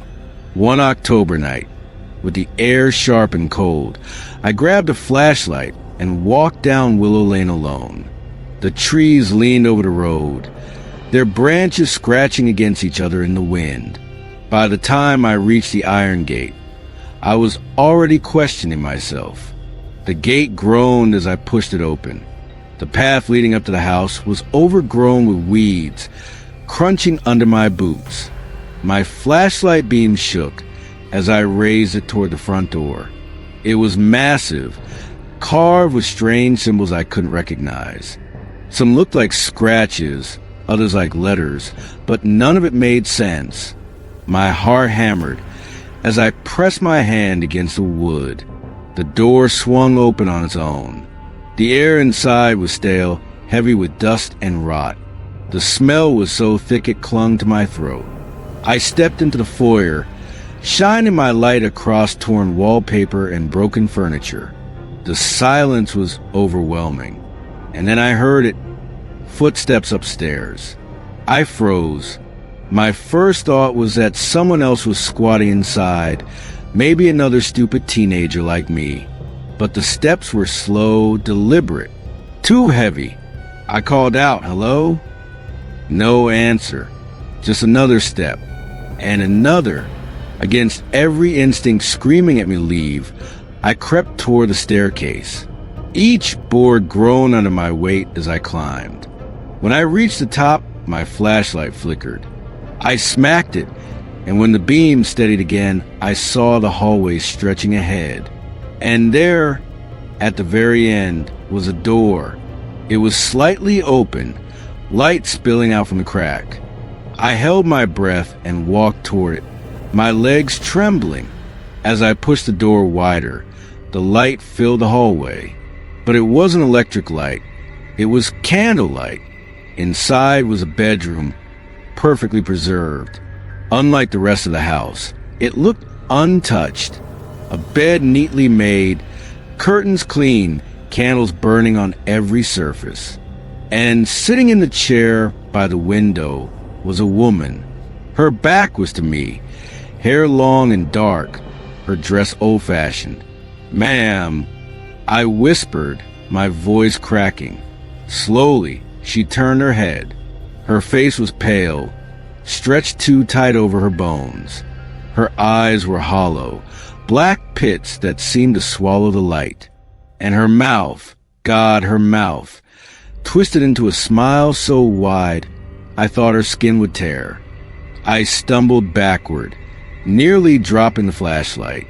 But the room was wrong. The door I just entered through was gone. Behind me was only another wall, lined with candles.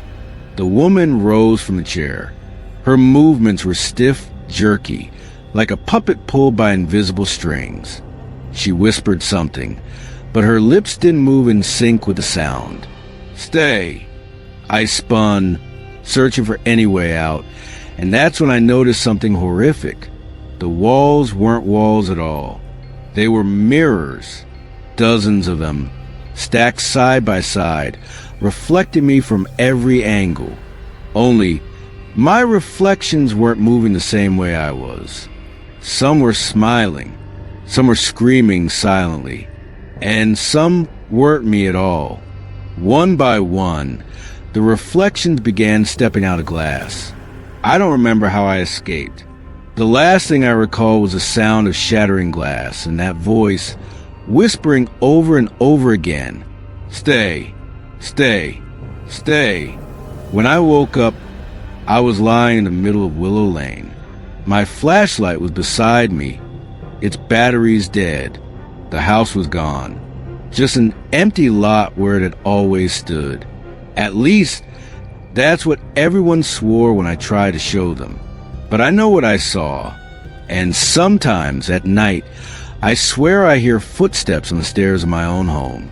Slow, deliberate, getting closer.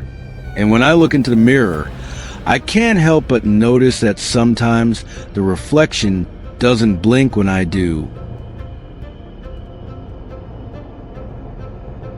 The neighborhood was quiet that night, the kind of stillness that makes every sound echo just a little too loud. She had been home alone for hours, curled up on the couch with her laptop, the curtains drawn shut. Outside, the street lamps glowed dimly, painting the yard in soft pools of yellow. Nothing about the evening seemed unusual until her dog started growling. It wasn't the playful bark she was used to. This was low, deep, the kind of growl that vibrates in the chest and doesn't stop. She glanced over, expecting to see him staring at the door, but instead his eyes were locked on the front window, his ears pinned back, his body stiff. Slowly, with her stomach tightening, she got up and pulled the curtain back just a sliver. There was someone standing at the gate, not moving, not shifting their weight, just standing there, perfectly still. At first, she thought it might be one of the neighbors, but the longer she stared, the more wrong it felt. The figure was tall, too thin, their skin pale enough to catch the light from the street lamp. They weren't wearing a coat, despite the chill. And their face, she couldn't make out clearly, but it seemed off, like their features weren't sitting on their skull the right way. She let the curtain fall back, heart pounding in her ears. Maybe it was just a trick of the light. Maybe someone was lost. She told herself not to panic. Still, her hand hovered over her phone. Minutes passed. The dog didn't stop growling. Finally, she forced herself to look again, pulling the curtain back wider this time. She expected the figure to be gone. Instead, they were closer, just inside the gate now. Her breath caught. They hadn't made a sound. She hadn't heard the gate creak open, hadn't heard footsteps in the gravel. But there they were, standing halfway up the walkway, head tilted slightly, as if studying the house. She stumbled back from the window, fumbling with her phone. 911, that was the plan. But before she could even start dialing, there was a noise, sharp, sudden, a knock, not on the door, on the glass. The sound came from the window beside her, the one she had just looked through. Her stomach dropped. They were outside, right there, inches away, knocking slowly, deliberately. She could feel the vibration in the glass.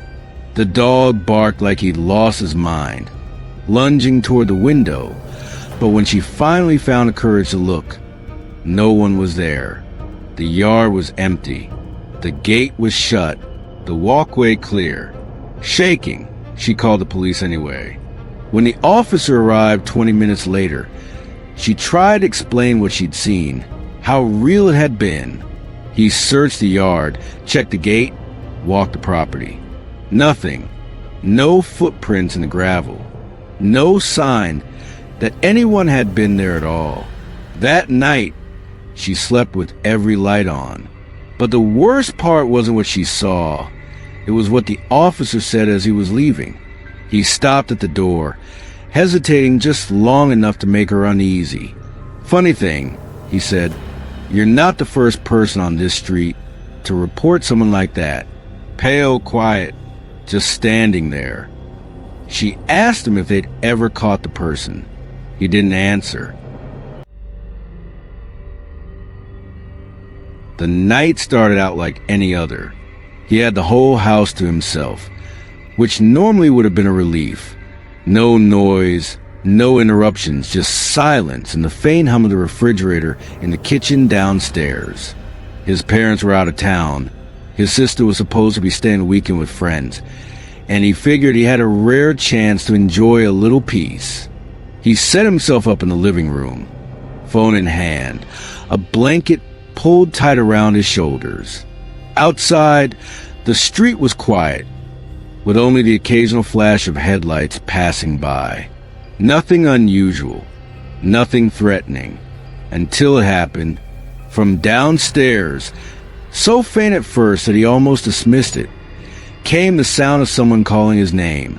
A single word, familiar. It was his sister's voice. He froze. His first thought was that maybe she had come home early. Maybe her plans had fallen through. It was the only explanation that made sense, because the voice wasn't muffled, wasn't distorted, wasn't something he could brush off as his imagination. It was clear. So clear it was like she was standing at the bottom of the stairs. He sat there for a moment, waiting, listening. When nothing followed, he tried to call back, half expecting her to respond with a laugh. But the silence that answered him was heavier than before, pressing down on the entire house. The longer he waited, the more wrong it felt. Grabbing his phone for light, he got up and started toward the staircase. His body moved, but every step felt like a mistake. The air was still thick, like the whole house was holding its breath.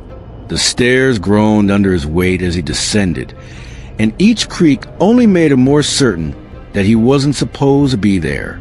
The first floor was exactly how he'd left it. No bags by the door, no jacket on the hook, no shoes on the mat. The kitchen lights were off, the living room empty.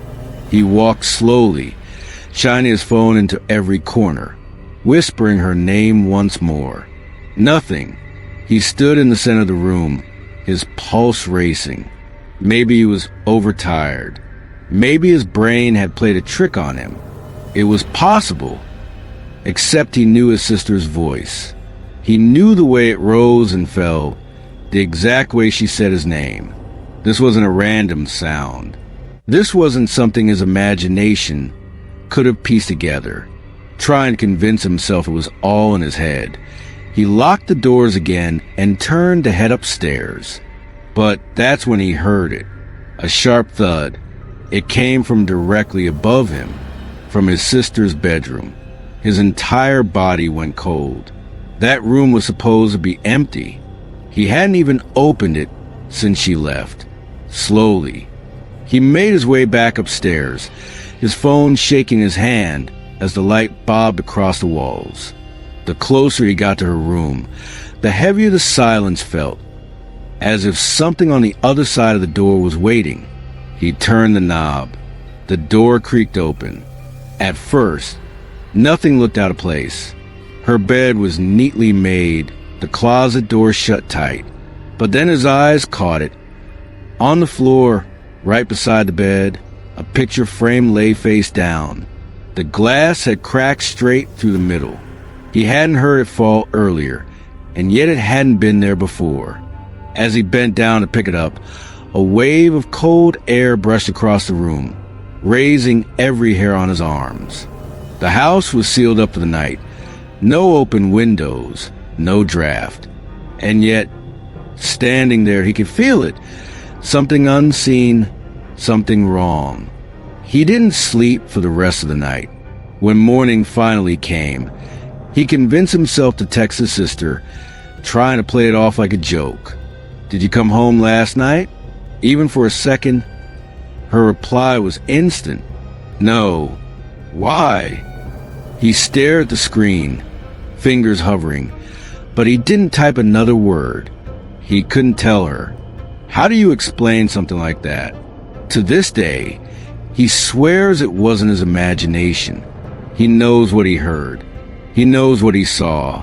And every now and then, when the house is quiet, he hears her voice again, calling his name from the bottom of the stairs, even when he's completely alone.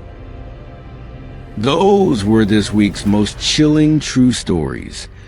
Don't forget to subscribe and hit the bell for more.